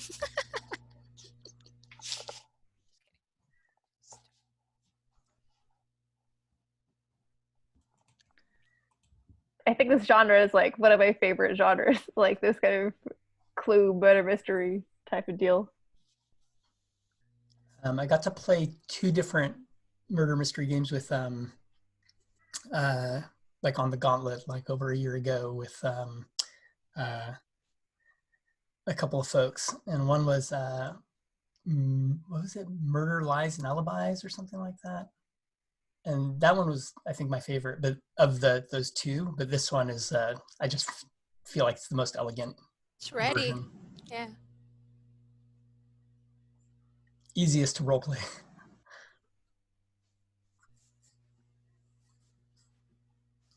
I love a good story game too, where it gives you hooks and drips you can kind of like feed in, and then just sort of rely on this story to resolve itself. You don't like going, oh, there's pressure to make sure this all fits in together neatly. It's just like, it'll happen. Yeah, totally. And what's great is you'll see with these cards, like the chapters definitely each have their own flavor, right? So it starts to kind of ramp up. All right. Okay. Card has been chosen.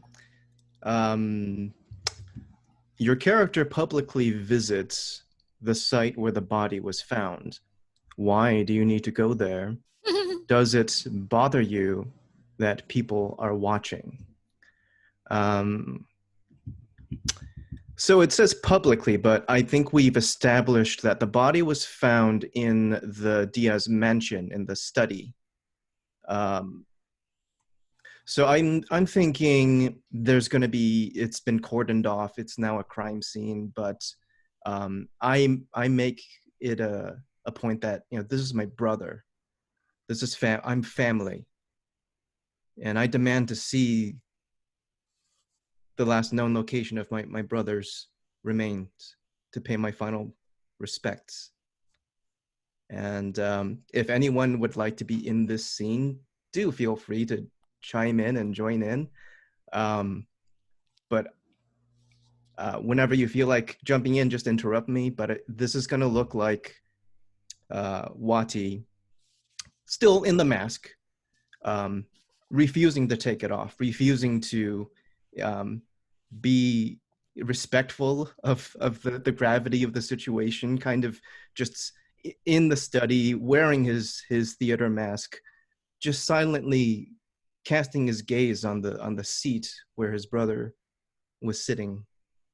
And there's servants and there's investigators and there are the police and the cats all around, and he's just kind of whispering something. Did you suffer? Was it humiliating? Was it emasculating? Did you feel powerless? I remember that feeling.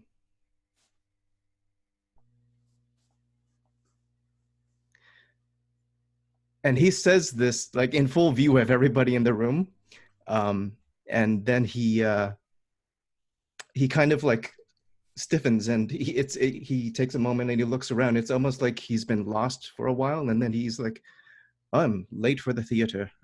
Begging your apologies. I must away. And he leaves the scene. And if anyone wants to get a passing remark and insinuate some guilt, feel free. Otherwise, that's going to be the scene.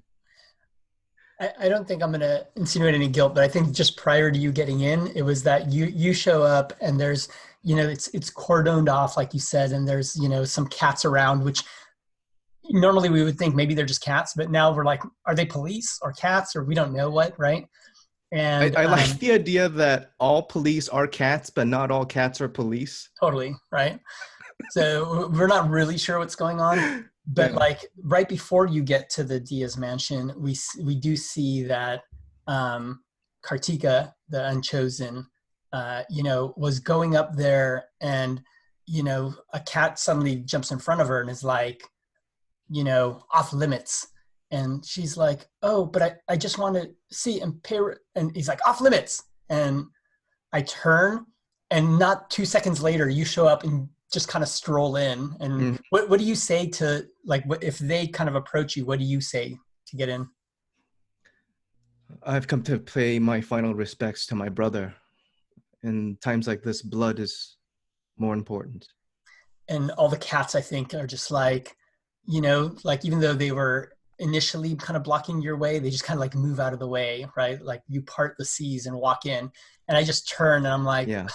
and I Okay, just walk off. so I'll add a little bit of flavor that might be foreshadowing something or not.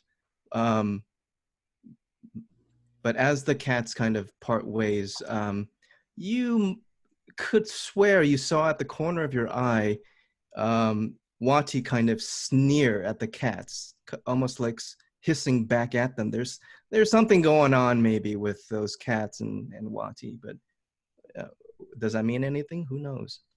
Nice. I'm gonna add that as you were leaving the room, I was close by as well, and I overheard what you said. And when you had definitely left, I am looking towards where the body lay, and I just looked down and I just said, yep, I had no doubt.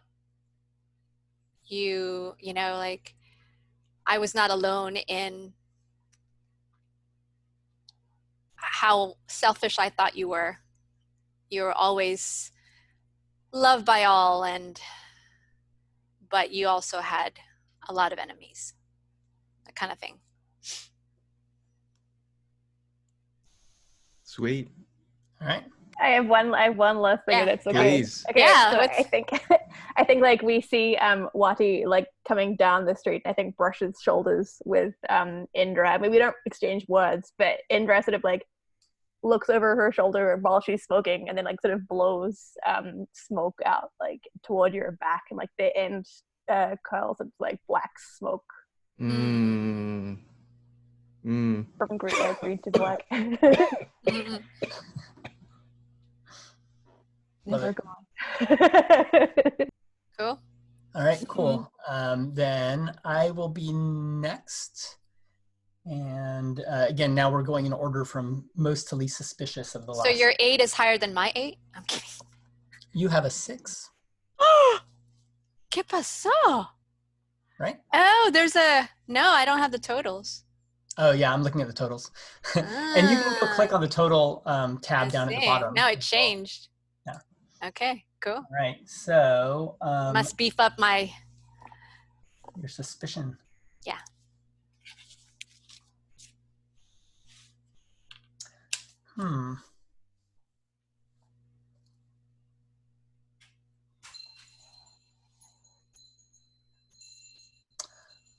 Okay, I think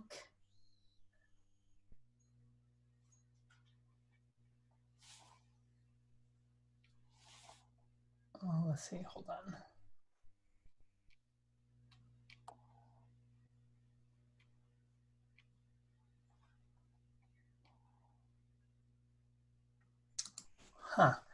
Okay, let's try this. I'm going to grab this card, which says your character has a conversation with somebody unexpected.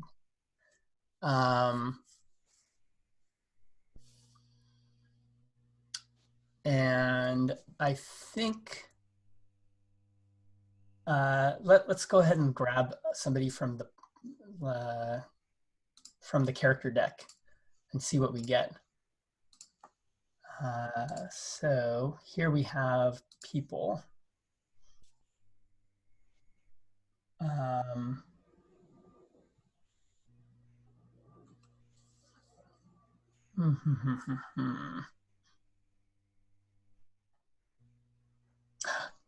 Yes. All right. We have here assassins. So if we look at assassins, it says assassins from the temple of the retractable claw, masks and bare skin, sickle blades and acrobatics, stalking you. And let me drag this down here. I think we see me. I'll just do a quick narrated scene, and I'm leaving the.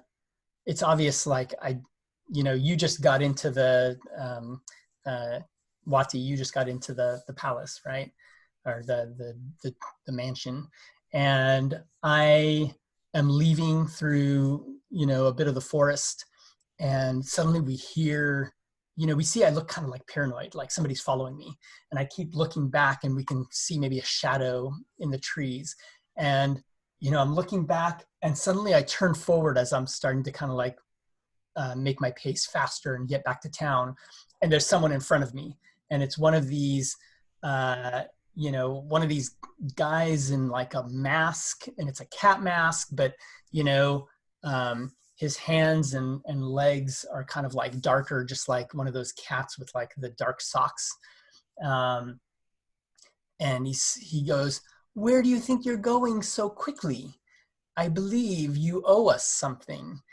And, there's one or two other of these characters who kind of like jump down from the branches around me, and they've surrounded me, right? And I'm like, "Oh, I was on my way to pay you, actually.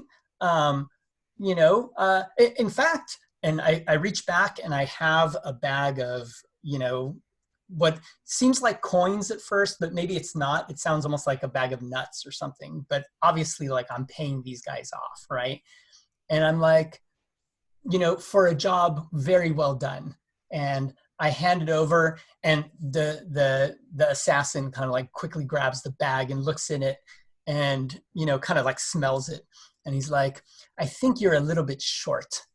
And I say, oh, I have the rest. I will pay you shortly. By tomorrow, it'll all be ready. And, he turns, and you can hear him whisper, like he turns around behind me, and we see my face looking forward still. And he's whispering in my ear, like, "You better have it by tomorrow, or you won't be the only one who goes." And there's a little sweat coming down my brow, and I turn and they're gone, right? That's it. That's the scene. Very cool. And next we have Indra, the Forest Witch. Oh, sorry. Let me deal you the cards. Oh, thank you. Can I get water?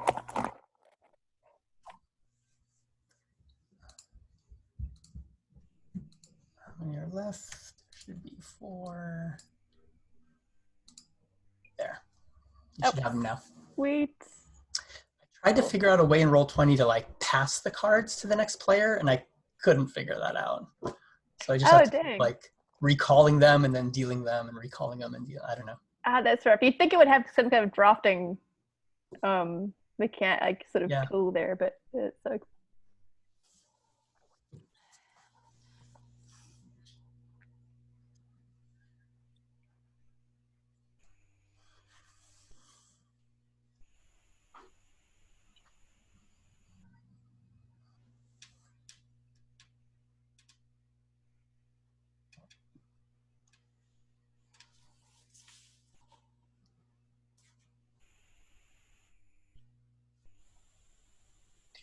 Ooh.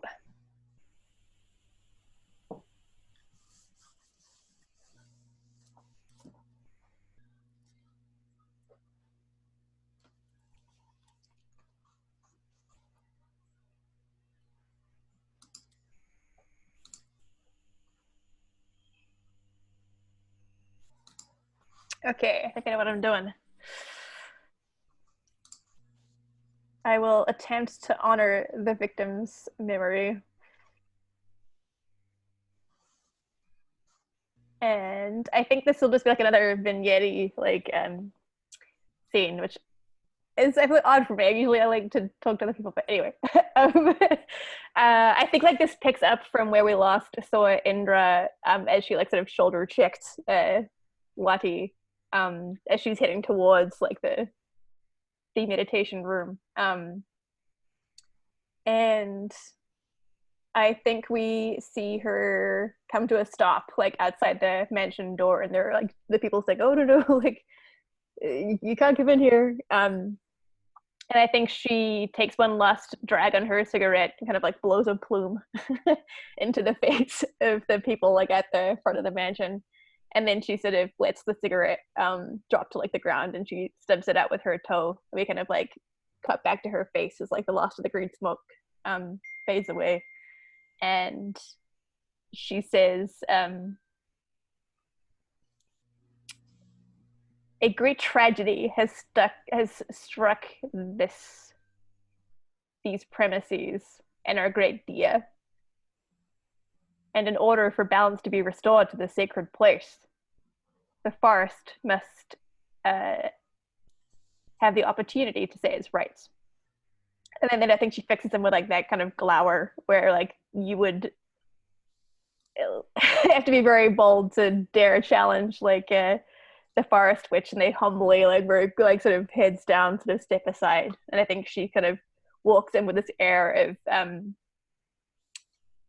of confidence and belonging as she enters the mansion. And I think we see her close the door to the meditation room, and I'm trying to think what else would happen there that would also be suspicious. I think we and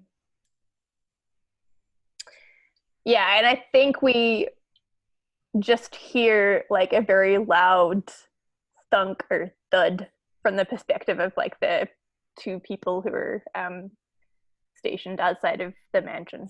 I think that's all. One thing, if you want to add it, there is the concept. In fact, let me bring it out because I can show you guys what it looks like. One of the items is a cat toy. Mm. Oh, cool. What's fun about the cat toy is it says here, an ensorcelled wand, ball, or chew toy. Speak its command word, and it becomes totally irresistible to all felids. So, like, if you have these, police cats or other cats, and you want to distract them or you want them out of the way, you could easily, like, use one of these enchanted cat toys to kind of, Oh, yeah, that's super cool. Yeah, I think that's totally, like, we for sure see a shot of like this cat toy distracting the police cats. Oh, and I think actually the other element I'll add is we do get like one shot of the meditation room, and I think like we see a number of like katydids popping out from like nooks and crannies like in the meditation room, and I think they sort of like come to Indra and like climb up her as she's in the meditation room. Nice. Okay, and then we have our Wankisi. And I should have already passed the cards to you, so you should see them in your hand. Cool.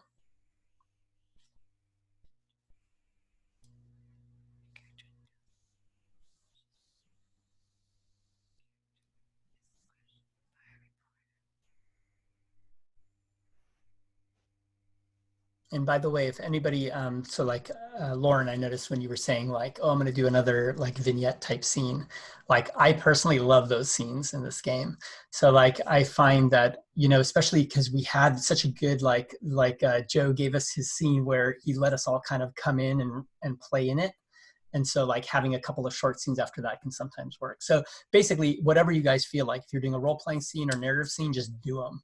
Because like, I think that mixture is just like fun. I put mine on. Don't know where it is, but there. I put it up on top there. Your character is questioned by a reporter. Yeah. How do I? Okay. Okay, got it. Hold on. Where are you?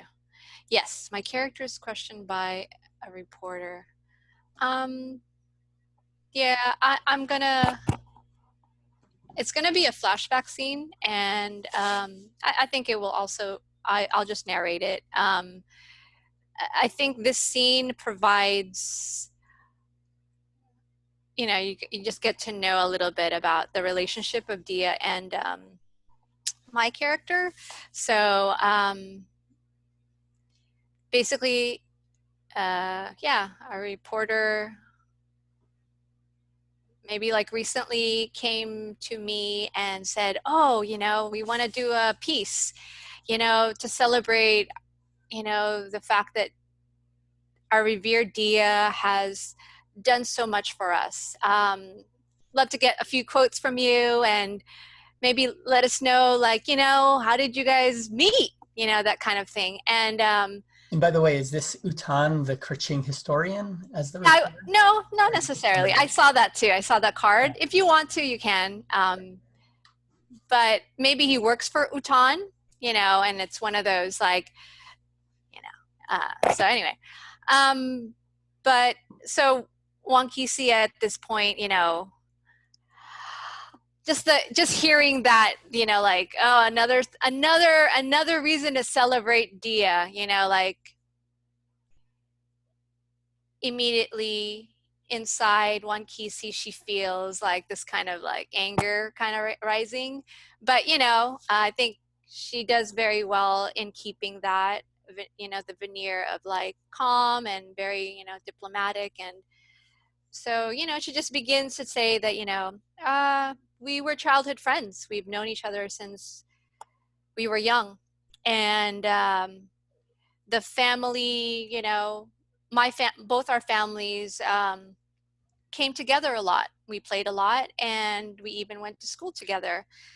And what the audience actually sees is montage of like just different scenes where over and over, I think there's a recurring thing where you see people applauding Dia and just a lot of veneration towards Dia, while you see, and you it's kind of neat, you'll see like maybe, at that point, other characters like the brother, like you'll also see him in the background a little bit,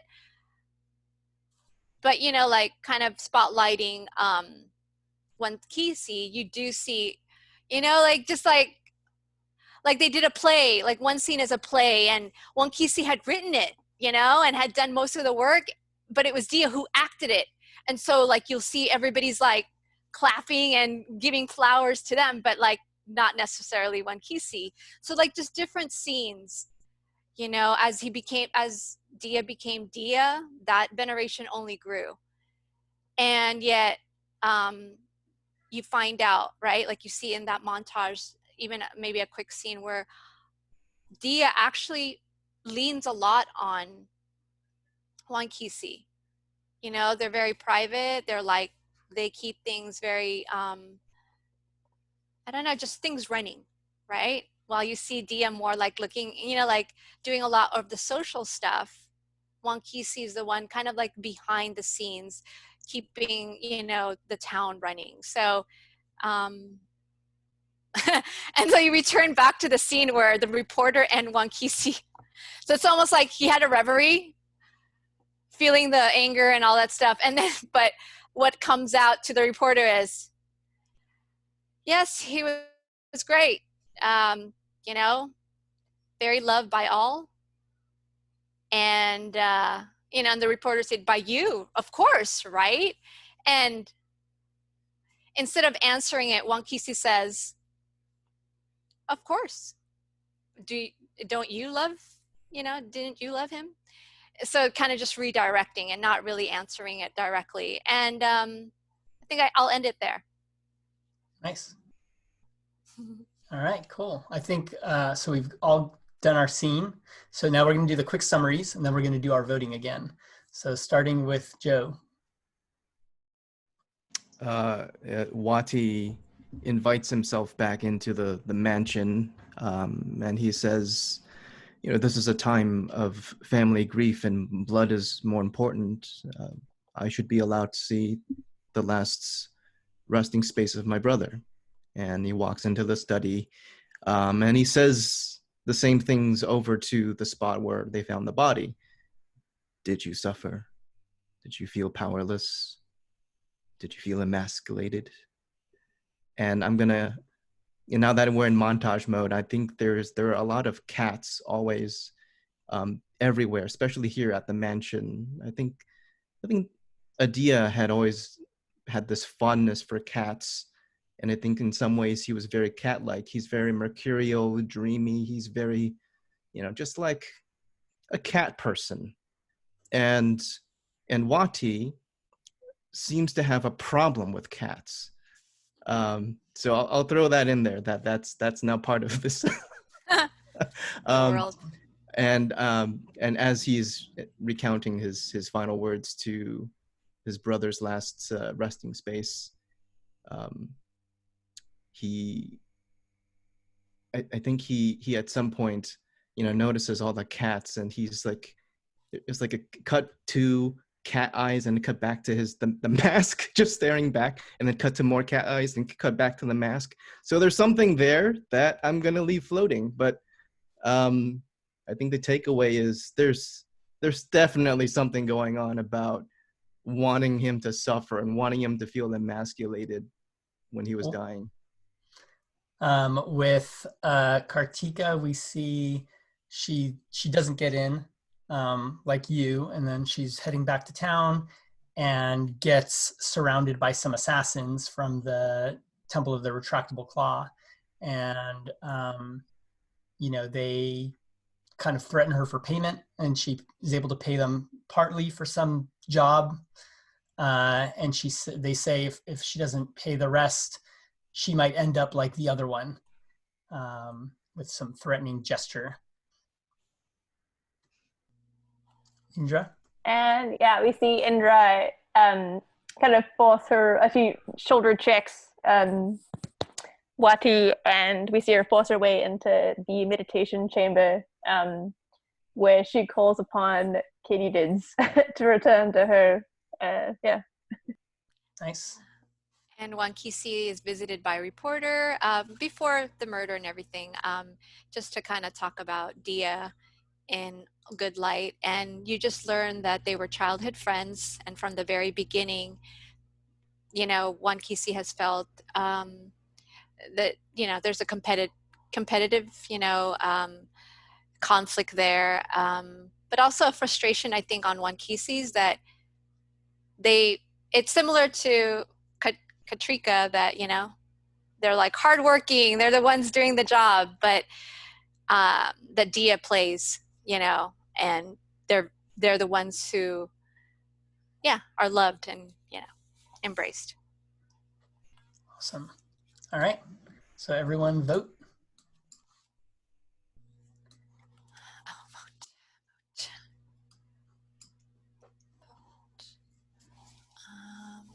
So player 2.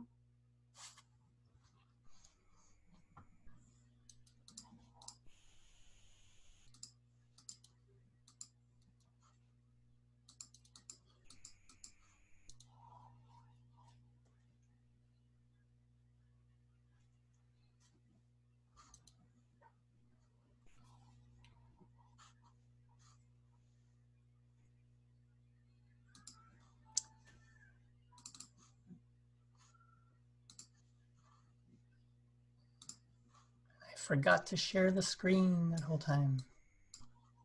That's all right. Instead, they had to look at our pretty faces. Yours. Not the worst thing.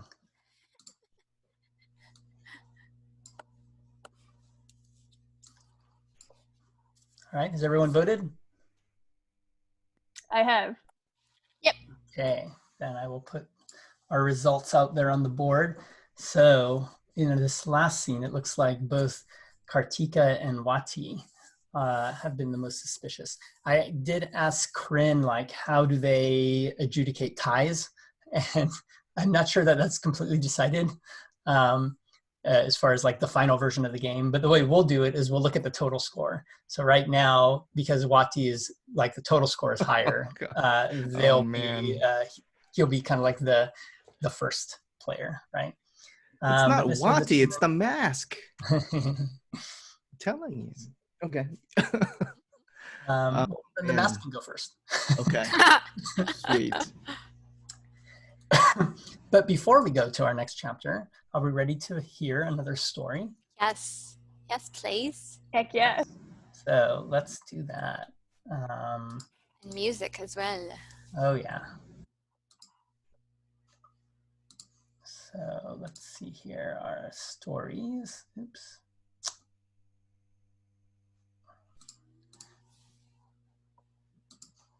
We will choose the second story, which is about, Love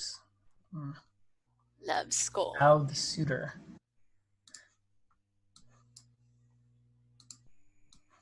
Awesome. Okay. And let me get us some evocative music. And maybe, Jay, you can read first for this one? Sure. Give me just a second.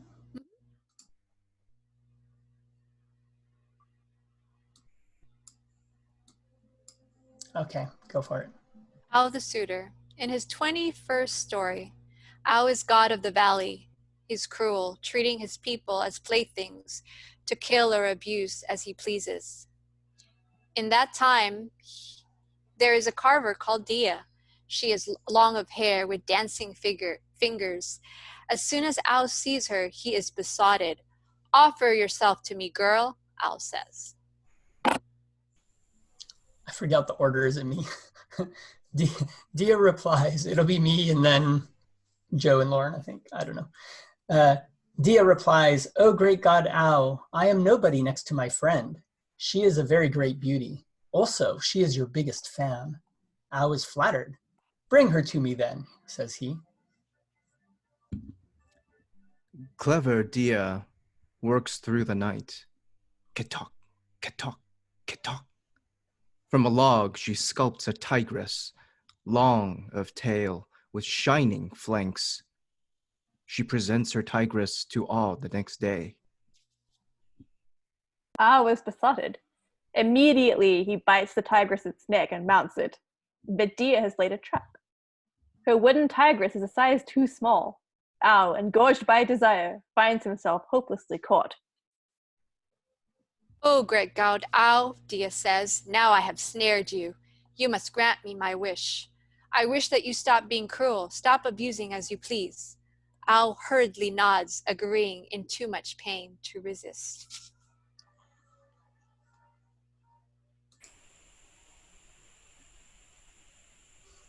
All right, another story. So, next chapter, I'm going to give you some cards.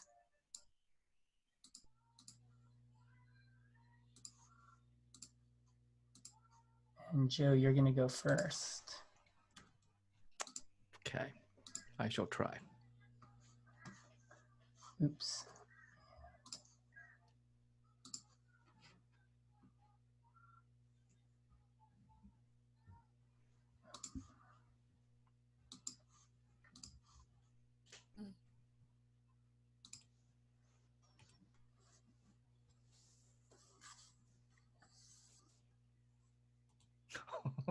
Yeah, this is where things get really interesting.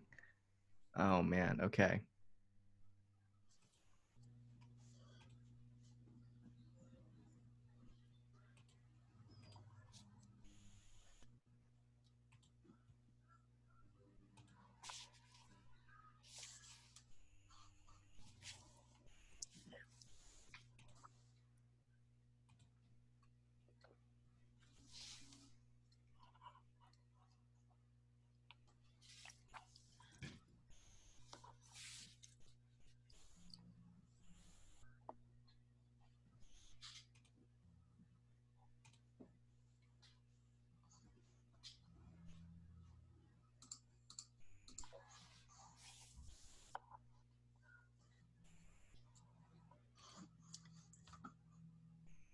And for anybody else, if you do, I put in Roll20, I showed the other cards, the person and location and object cards.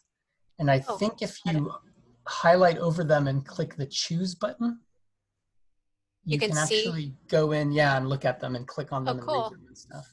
So if you're interested or you're looking for something to play off of, you can do that.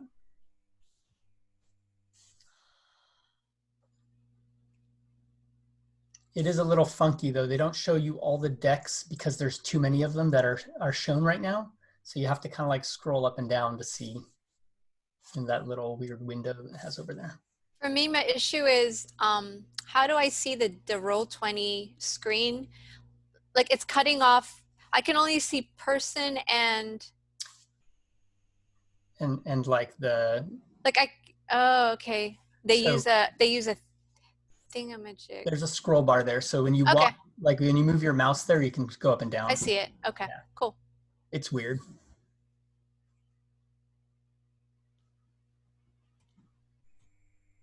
Oops. Nothing. Is that you? No. That's gonna be my choice. Okay. Oh, what happened? Okay. I'm gonna move it up here. Let's see. I think you lost me.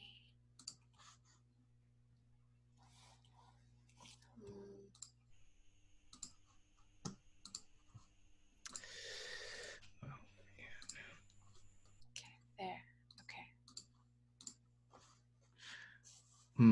Okay. Your character is injured. Was this your own fault or someone else's? An accident or intentional? I'm thinking I'm gonna do this as a semi-flashback first and then see how that plays. The scene begins while Adia was still alive. We're in his study. Wati is being berated.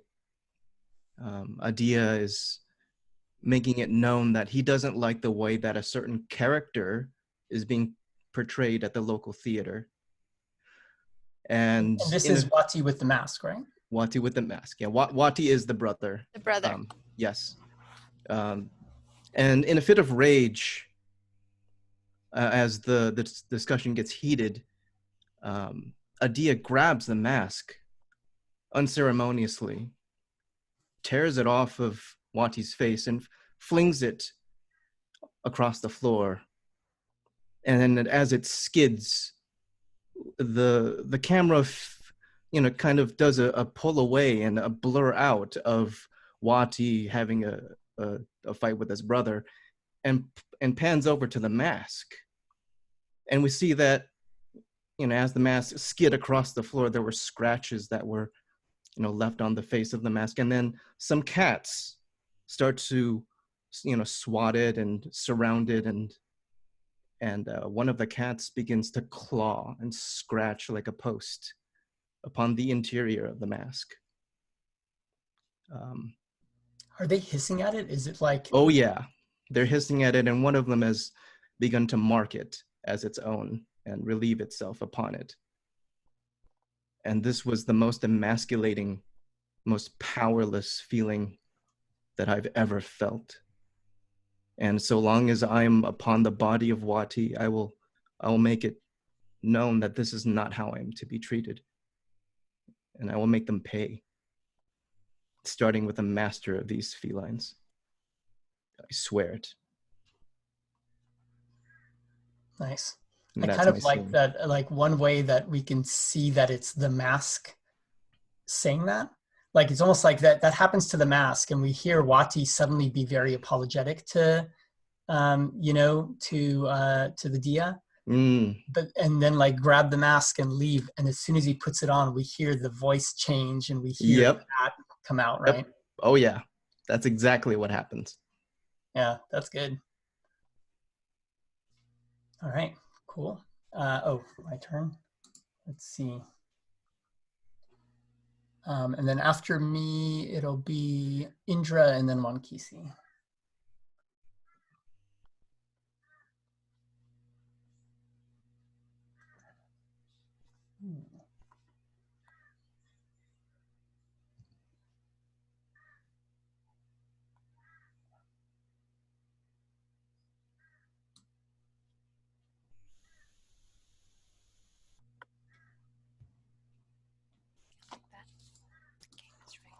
Okay, let's do that.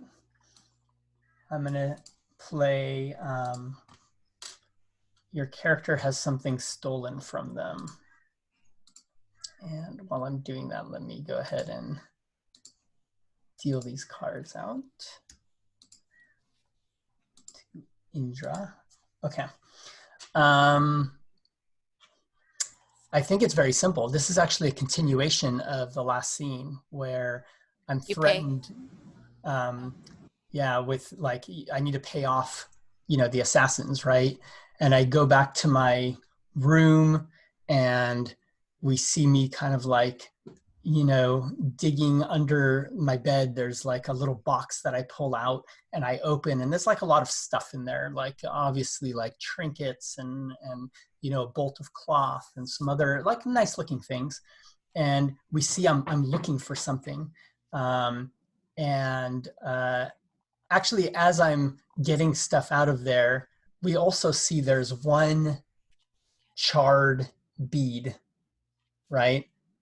But like, it's just part of the garbage, right, that I'm pulling out of this stuff, right? So like, I'm throwing all this stuff out, and then I pick up this little bag, and I'm like, yes, I have it, I guess the rest of this payment. And I open it up, and I look, like my brows get furrowed, and I'm like, wait a minute, this isn't right. And I pour it out, and it's just sand. And I start to panic a little bit. And I think that's it. It's that simple. Wait, I have a card to play.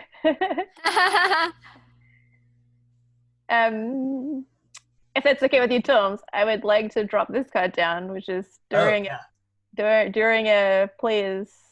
scene, a player's character must turn up the intensity of whatever they're doing. Sure. So I think at first I'm just kind of like looking around, and I'm like, I know I have the money, I know I have it. And then like, I start getting frantic, and like finally I found this bag, and I'm like, whew, obviously I'm relieved. And then I look inside, and then like, again, that look on my face, and I pour it out, and I'm like, no, this, what am I to do? And I walk out of the, like my little house, and there's some neighbors there, and they look over at me like, oh, there she is. They look a little bit like kind of frustrated. And I'm like, did you take it? And, they like look like, what are you talking about, right? But I'm like, don't give me that look. I know you took it. And then I turn to the next one. I'm like, no, maybe it was you. And I walk over to them, and there's like somebody's house there, but they're also a vendor, and they're selling some fruit in front of it. And I start like throwing the fruit out of the way. I'm like, did you take my stock? Where is it? And they start getting frustrated, and they push me. And there's some cats that are like kind of like circling the area. At first they looked like they're just in the background, but now they're starting to kind of like circle me and meow a little bit. And I'm like, no, I didn't do anything. I didn't do anything wrong. And I kind of like run off, and then these cats start following me, and they look like they're just like, taking their time, but it's obvious, like, they're following. They're going to see what's going on. Does that work? All right.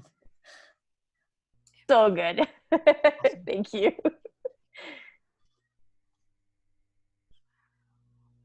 All right. In your rage, did you happen to knock over a cabbage dealer's cart? Yes. Okay, good. One that's frustrated because every episode. Yes. Avatar. Nice. Good callback. Shout out. Okay, I think I know. Yeah, I think I'll drop this one down. Your character's arrested. And And I'm totally fine if people want to play police cats again. I can also narrate this if whatever people are feeling. No, what are you feeling? You're the lead of. Oh, that's right. You're the director of the scene. Yeah, I kind of picture the scene happening kind of like the moment of the arrest, like when the police cats kind of like much the same encircle Indra to take her away.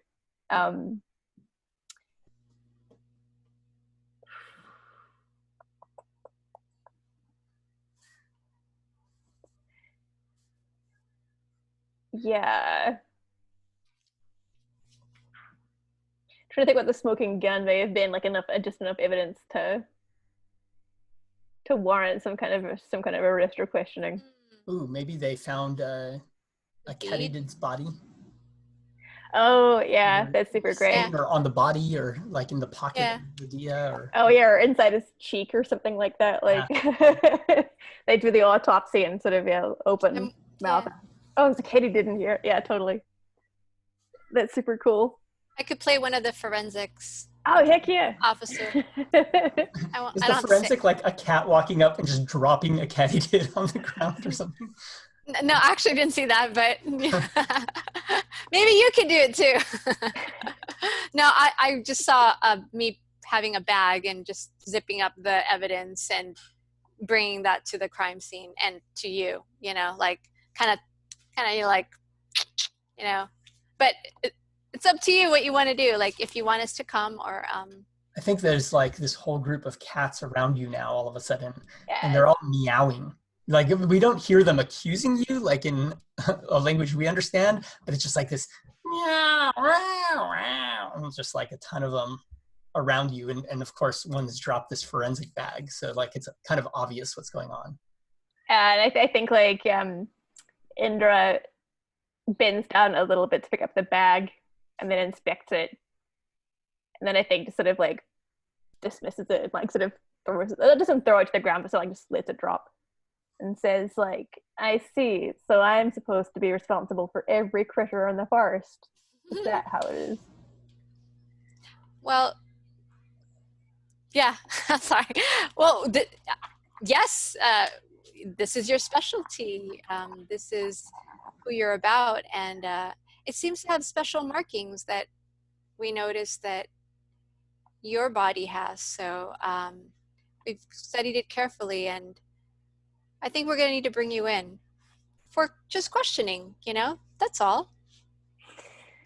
I think Indra takes a deep breath and closes her eyes for a moment and then exhales with like a steely look at the cats around her and says, Beelankin, I do not command the forest. I do not control the forest. If I wanted to do away with our dear Dia, I wouldn't have the voice. If this is what the forest wanted, then how am I to blame? Anybody else want to chime in, or? Well, I'm also good leaving it there. I feel like that's hey, that's your thing. Yeah, I like that. I like that. There's just that little cop kitten, and it's like, yeah, we're taking you away. Excellent. Of course, I will go quietly. I'll be speaking to my legal representative, who's going to be some kind of cheetah. All right. Now Wankisi. Oh, oops. Let me recall those cards. Thank you. Pass them over to you.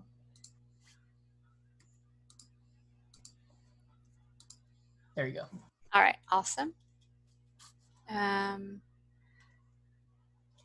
Glasses. Okay. Your character definitely panics in front of others. Character's secret is revealed in the local paper. Okay. Okay. So actually, I'm going to throw it to the group since you guys are all, yeah. And I love like writer's workshop moments. So what I want to do with my character is I kind of want to like stop trying to be suspicious, and I want to work instead on the fact that they want to kind of change their life, like, and they're kind of been, that's what's going to slowly be revealed. Like if this was a movie, is that this character, especially with the death of Dia, and just, it just kind of cements things, and like, they're like, the game's rigged. No matter what I do, they're always, people like Dia is always going to be like the one that is going to be loved. And no matter how successful I am, I want to be loved. Like that kind of thing, right? And so I kind of want to do it where, even though within the game, yeah, that's not my focus, right? To be more suspicious. Like I kind of just want to work on how I would play that. So I've got 3 choices here. And one's, your character completely panics in front of others. Your character makes a huge mistake, and your character's secret is revealed in the local paper. The last one is the one that hit me, and I was like, ooh, maybe it can reveal that I've been planning a move, that I'm going to leave. That's really good. Yeah. So. Okay. Yeah, that's really, really good. So yeah. I'll go there. Let me give that to you. I'm dropping it, but it's not sticking to the... What is the local paper in this world? What does that look like? I'm very curious. Yeah. And Hey, if you have Tamara, I'm trying to drop it and it just won't stay on the map. Is there? I don't know, let go and then try it again. I've done it like 7 Here. times. I'm just going to recall it from your hand. Yeah, and just grab it. But Yeah. what is like the local paper? Oh, yeah. If we're a small village, is it like that thing of it's just word of mouth, and like you go walking through the like some public area, just all eyes are on you, and you can see people doing this, like oh my gosh, like they go. Yeah, no, I like that. I like word of mouth, but I also like the idea that little messages are tacked on different poles in different places in the town, so you know where to go to kind of see like a notice. So maybe if it's a big enough event, that gets tacked on, but then the word of mouth also like heightens that like importance of that story. That's very good. So that but yeah, like that. And I kind of like kids, child labor, but like just jumping on the Ari, the bookkeeper, maybe kids, that's part of like how they earn some income, is they help tack on these notes. And almost like Game of Thrones, the Whisperers, the little kids that runs the job for anyway. So it's revealed, and I just, instead of a role play, I'm just gonna, it's like you're reading a note.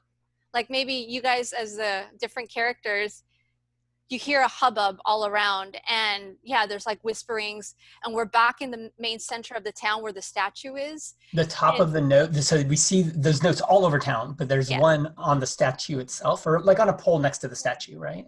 And I think you see somebody who decided to even like be like the town's like crier, like, and almost just kind of like, gather everyone, like, I don't know, maybe they were slighted by Wankisi at one point, like a disgruntled employee, and they're like, they're ready to stick it to, great news, it's been revealed that Wankisi has been slowly migrating their possessions and has even secured another position in another town,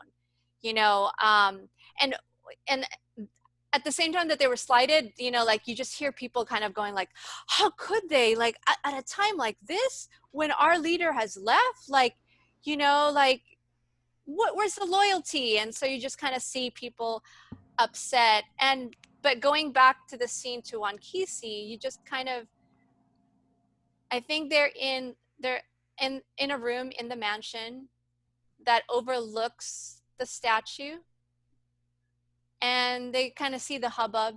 They even hear some of it. Like it's, I guess the statue maybe is close enough to the mansion, and they just kind of look on. They even hear like, enough of the murmurs that say, kind of derisive things about them, like how they're leaving. And he just kind of like has that kind of resigned laugh, like there's just nothing I can do. Nothing's gonna ever please anybody. I might as well make myself happy. And to kind of tie it into with Dia, maybe he goes back and kind of walks towards where the body was left, and she still feels like this connection with Dia being there. Like it's almost like there's like an unresolved, feelings, right? That she does what, a lot of people have done over the last days as they're visiting the corpse, and decides to kind of revisit that spot and just kind of say, I get that you were loved.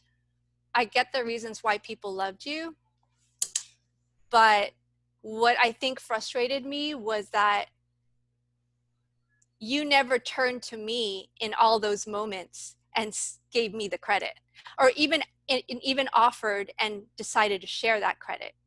And that's what hurt me most, and kind of looking down at the body and just says, at any point you could have turned and said, I want to thank, Juan Kisi, but that just never happened. And it's time for me to move on. We have like a flash cut to the village, and that dude who was sitting there, like disgruntled guy, is like, and the Juan Kisi was always taking the Dia's credit and saying that they were responsible for all of the Dia's great. Yeah, like a cut greatness. And like a cat, but back and forth. Maybe even like do a little bit of that. Although I think too much of that would cut the intensity of what I think it's just that like, scene would be. Just like a quick thing. Yeah. So I think, you will end it there where, you just see them maybe like heading to their bedroom where they've packed already a bag, and they're starting to slowly, just kind of fill that bag. That's it. Awesome. Cool. Then I have a question for you guys. Let's revisit and do the vote first, and then we can figure out what we're doing from there. So what were the, let's do the recap, starting with Wati. We revisit a painful memory in the mask's past.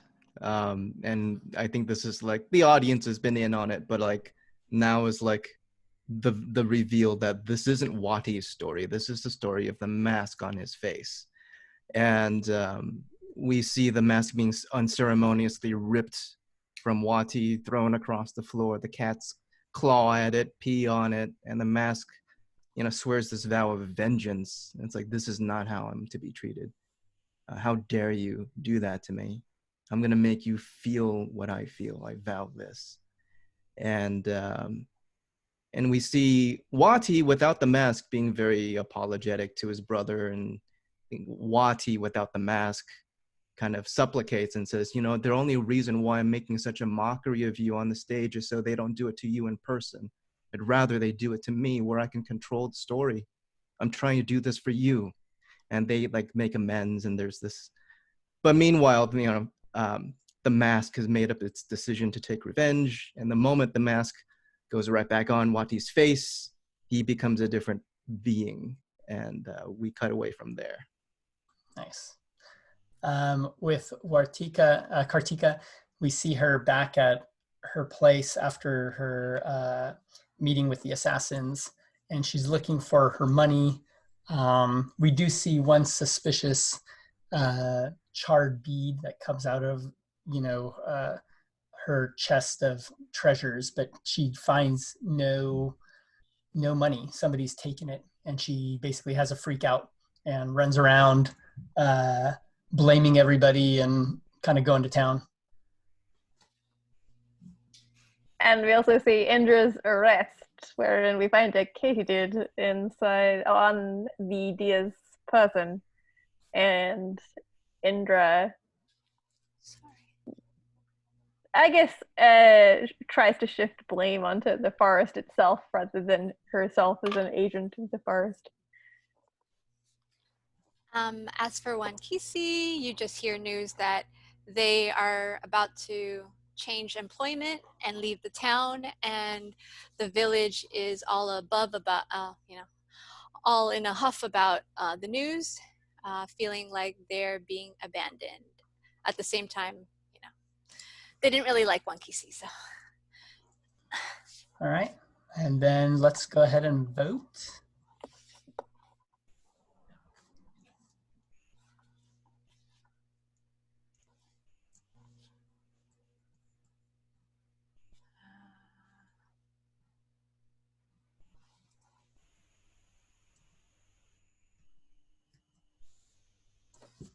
Okay. Let me know when you're done.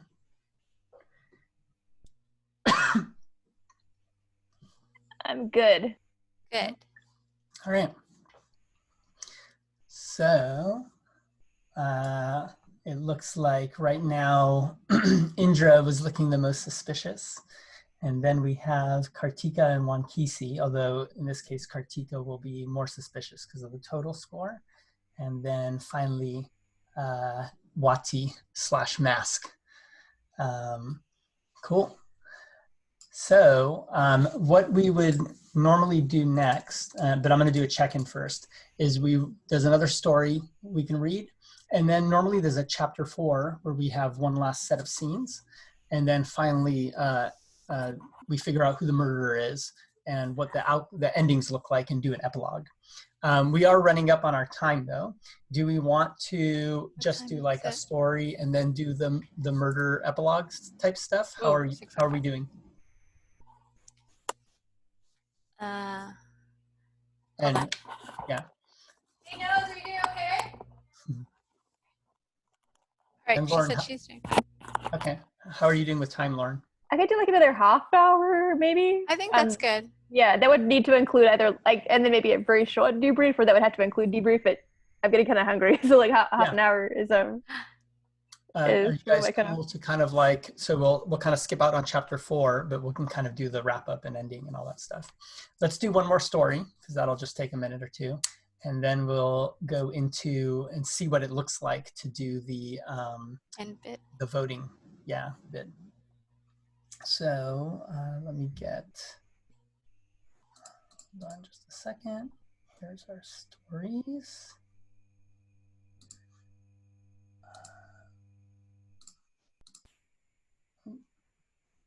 Cool. So this is, the last story is about Ao the Outlaw. Let me get us some music.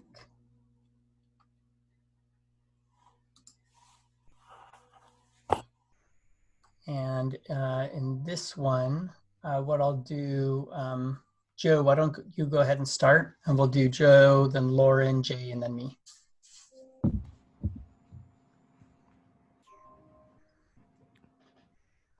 Give me a second. Let me bring that up on my.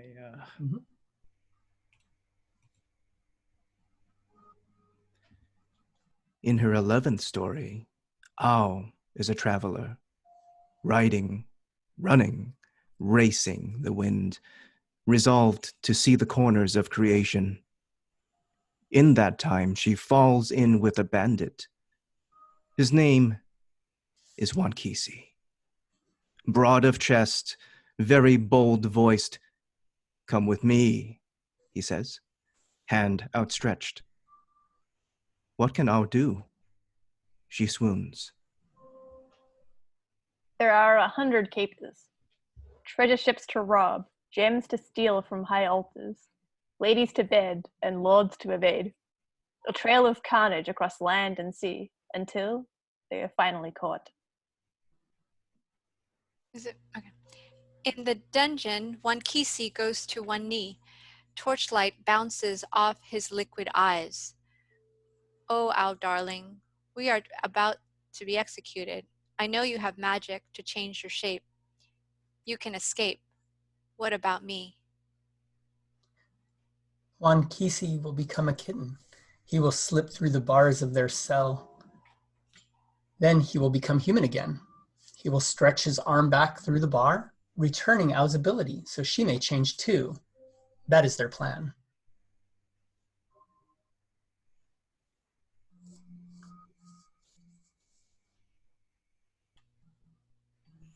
Ao, full of love, says, "Oh, Wankisi, dear, I will lend you my power. Wankisi takes Ao's magic, turns into a kitten, slips through the bars, and he disappears. Interesting. All right. So with everyone's a suspect, the way that the end piece goes is we are going to find out kind of what our endings look like and also who the murderer is. The way this is going to work is we're actually going to use our last chapter. Normally that's chapter 4, but our last chapter here is 3. So we're going to use those scores to give you guys the outcome cards. The outcome, so in order. So starting from Indra, the most suspicious. Actually, yeah, we'll give you these cards which basically say what kind of epilogue you're going to have. Is it a happy ending, a terrible ending, or somewhere in between? You get to choose that card first, and then we pass it to the other players. What's left, right? So everybody's going to get an outcome card. Then we're going to use the total scores to pass out murderer cards. The murderer card, almost all of them say you're not the murderer, but one of them says you are, right? So starting from the most suspicious in the game, you get first pick. That doesn't mean you're the murderer, but you get to choose if you're going to grab that murderer card or not. And then you're going to pass the rest to the next player, right? And we're going to do that through our entire circle. And then what we will do is take turns one at a time and tell our epilogues. However, the murderer has to go last. They don't tell us they're the murderer, though. They're just going to sit there and wait until everybody else goes until they finally go at the end, right? So let's see how this plays out. So what I'm going to do first is go here to our cards. And I'm going to grab our outcome cards and deal, actually, here, let's do this. I'm going to deal all 5 of them to Indra. And, ooh, how do we do this? You're going to pick one. Oh, are we missing? Hey, Joe, how come you don't appear down here at the bottom in roll 20? Are you still there? The too small? He's here. Yeah, Oh, no, Joe, there. You're there here now. for There. me. It wasn't showing up on my screen for Ah. some reason until all of a sudden. He's a murderer. It was the mask. The mask made me do it. Yes. Interesting. It's team effort. Lauren, what kind of options does it give you when you click on the cards other than dropping it on the table? Can you click on a card and like send it back to the deck or something? Or discard it? Yeah, I was trying to figure that out. I can click and drag. I can zoom in. I'm not seeing, like, because usually there's like you can play it face down, or it's like I expected somebody to get options or something. I don't remember. Here, let me see if I'm gonna do it with a different one. No, it doesn't. Ugh. Oh, roll 20. You failed us. Yeah,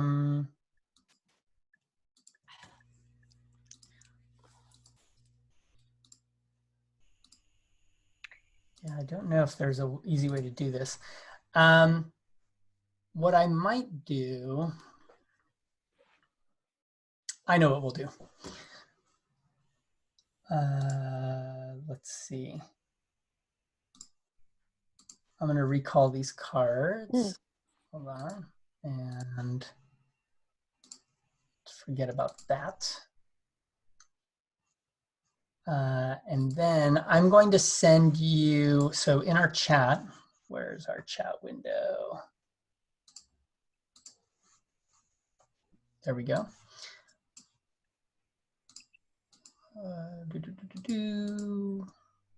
Okay, and we're,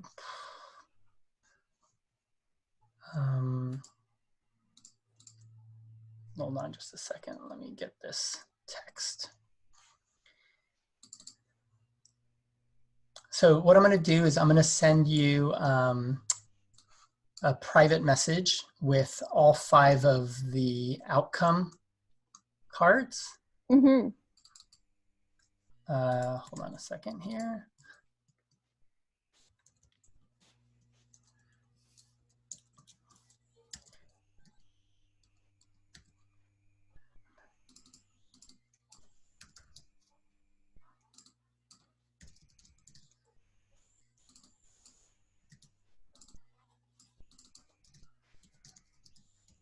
Okay, so this, all right. I just sent you basically 5 lines of text which say the different outcomes. You're going to choose one of them to keep. The other 4 lines, you're going to send that as a private message to the next player. So that's going to be what cool. options are available to them. Ah, good thinking. Okay, and the next player, oh shoot. The next player is going to be me. Oh, cool. Easy. Can I highlight this text? Oh, I can't. Cool.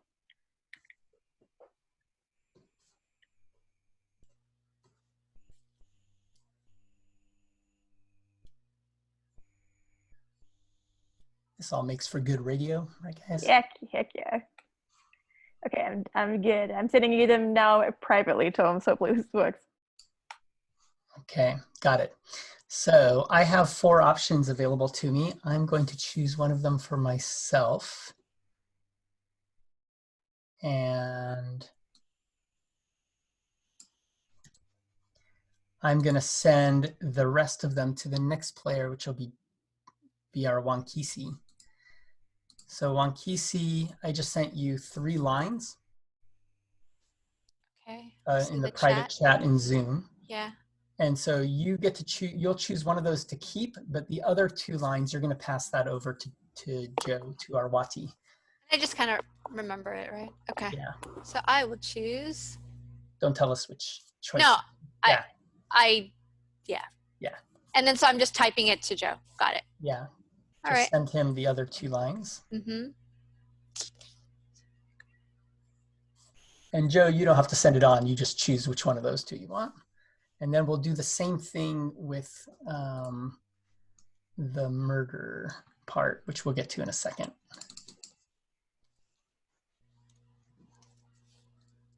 Okay, and then how do I send it? Done. Okay.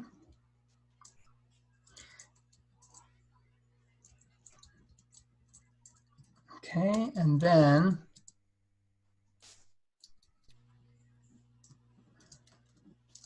cool. So, and Joe, you got those, right? I got those. Yep. Awesome. And then for the other one, let's look at the totals. So in this case, we have Wati, which is the most suspicious.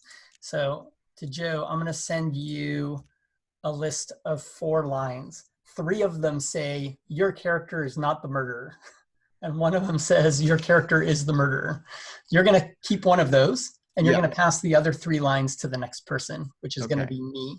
Then I'm going to pass it to Indra, and finally to Wankisi. So in a sense, there's a lot of unknowns here, right?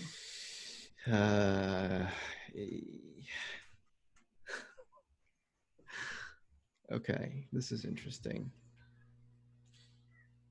Yeah, I'll do that. You got it, Tomes? Yeah. Okay. And then, so I'm going to take 2 of those, and I will pass it to Indra. And then you will take 1 of those lines and pass it to Wankisi. Wankisi. Nice.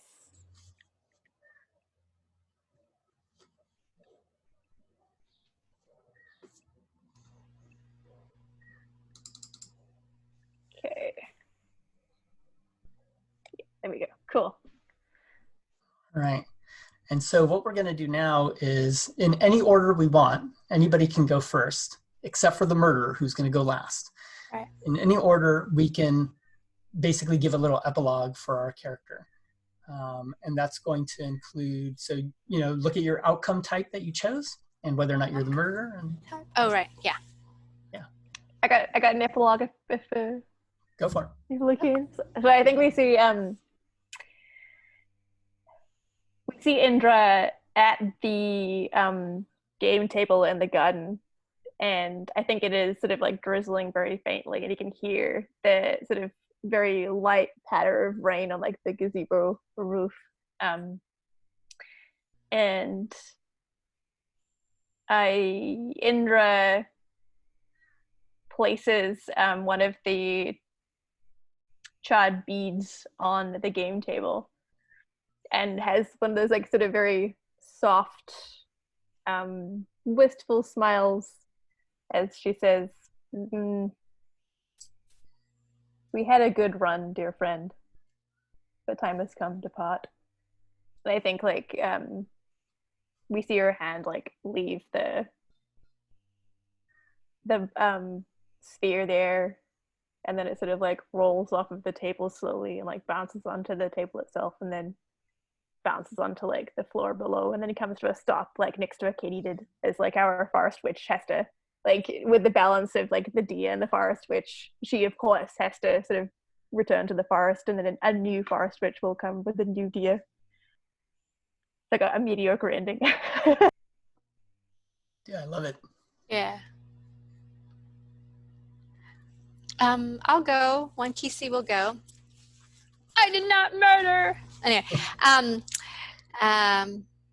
think we pick up where. By the way, that is for anybody who does end up playing this at home with cards. That's one of the best parts, is putting your cards out and going like, "I am not the murderer," and then doing your epilogue. So, actually, we're gonna kind of fast forward. You kind of see Wankisi in a field somewhere, and talking to a teenager, one teenager and one like a bit younger, and they're actually the kids are actually teaching Wankisi a game, and it's so different from how you've seen her before. So it's like the audience gets to see this like character kind of reborn, happier, more relaxed, but also open to learning from other people. Like, this kind of like, you don't usually, it's the first time you're kind of seeing her, being open, being humble, right? And just kind of like, so I think that's the good ending that Wankisi will have. Awesome. All right, I am also not the murderer. So my ending is we see Kartika, and she's packed her stuff like frantically from her house. We can see she's leaving the village, right? She's like, got a sack over her shoulder and some things in her arm, and we see a little a woman driving like a little carriage, right? And there's like a big water buffalo kind of like, taking this wagon out of the village. And she's like, "Oh, please, if I can get a ride, I'm headed in your direction. I can pay a little bit." And, the person's like, "Oh, sure, of course. I have space right here." And she gets up into this wagon, and, we can hear her mumbling under her breath, like, like she obviously like needs to get away, right? And she says, I don't know how to thank you. And the woman, riding the carriage is driving the carriage, is just like, "Oh, it's no bother. In fact, you don't even have to pay me a thing." And she breathes a sigh of relief, but we see that, there's a bunch of cats kind of like they're walking underneath the carriage as it's slowly going down this road. And we see Kartika turn to address the carriage driver, and we just see a cat sitting there, right? And a little kind of like drop of sweat comes down her her forehead, and she has a terrible ending. These are all spies and police of the retractable claw.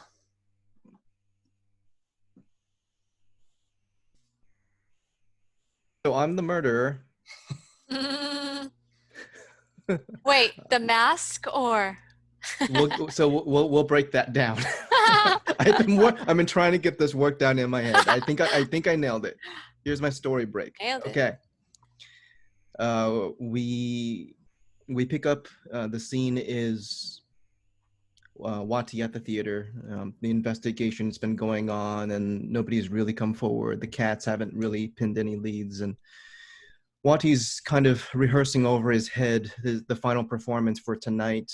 He wants to honor the memory of his brother, and he's wrapping some theater rope and pulling the curtains. And as he's pulling, he slows down and he's paying attention to how this rope feels in his hands. Mm.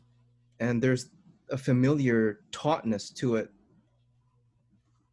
And for a moment, he's been toiling at this by himself, and it's hot under the mask. He lifts the mask for just a moment to wipe his brow, and as he does that, he sees himself that night in the study.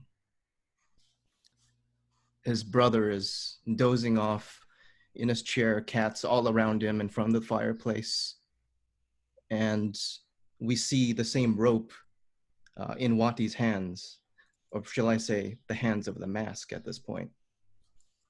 And quickly, unceremoniously, in a display of power, the rope is corded around Dia's neck, wrapped and bound and pulled and pulled and pulled. It's a familiar action for Wati, but for the mask, this is all satisfying.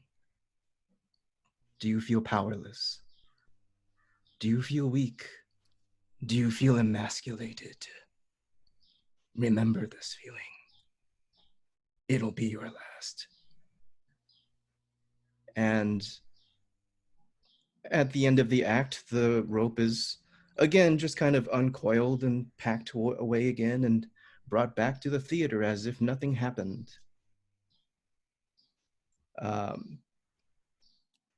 We cut back to the theater. Wati is shaking. He immediately summons the police. He confesses his crime. And as he's being interrogated and he's recounting everything, he brings the police back into the study. He explains how everything happened. And because he came forward, the police say, okay, we're giving you a moment to make your arrangements, and then we will collect you tonight, and you will be serving the rest of your sentence in prison. And his final act is to take that mask, toss it into the fireplace, set it alight. For Wati, he has a bad ending. He ends up in prison, living out his sentence. For the mask, it's liberating to be set aflame, to be returned to ash. And in the morning, having the servants come collect me and blow my ash back into the wood where I am multiplied. And I become several little saplings. And the mask has a really great ending. That is so good. Nice. And scene. Thanks, guys. Amazing. Yeah. Awesome. So before I'll stop the recording in a second if we want to have like a minute or two for debrief if we have time for it. But I do want to, I'll share my screen here, and just for the purpose of showing anybody who's interested in where to get these games. So we have, where did it go? Here we go. So we have here, there is Everyone's a Suspect, which is by, you can find it here under Crin Games. You can also find it on Jaded Girl Games. So let me show you here. So you can get it on Roll20, or over here you can go to jadedgirl.com and look it up there. And so when it's released, you can find it that way, or a link to it there. And that's the system that we use to go through the kind of like the emergent mystery part of the game. And there's those cards about the chapters and all of that. The other half of the game that we played is kind of based on Kraching, and Kraching is one of the setting pieces from 1,000,000 Islands, again by ZXU and Munkau. So thank you to game designers for providing us all this beautiful stuff. Exactly. And yeah, I hope everybody had a good time. Amazing. Yeah. So goodbye, internet. We'll stop the recording here.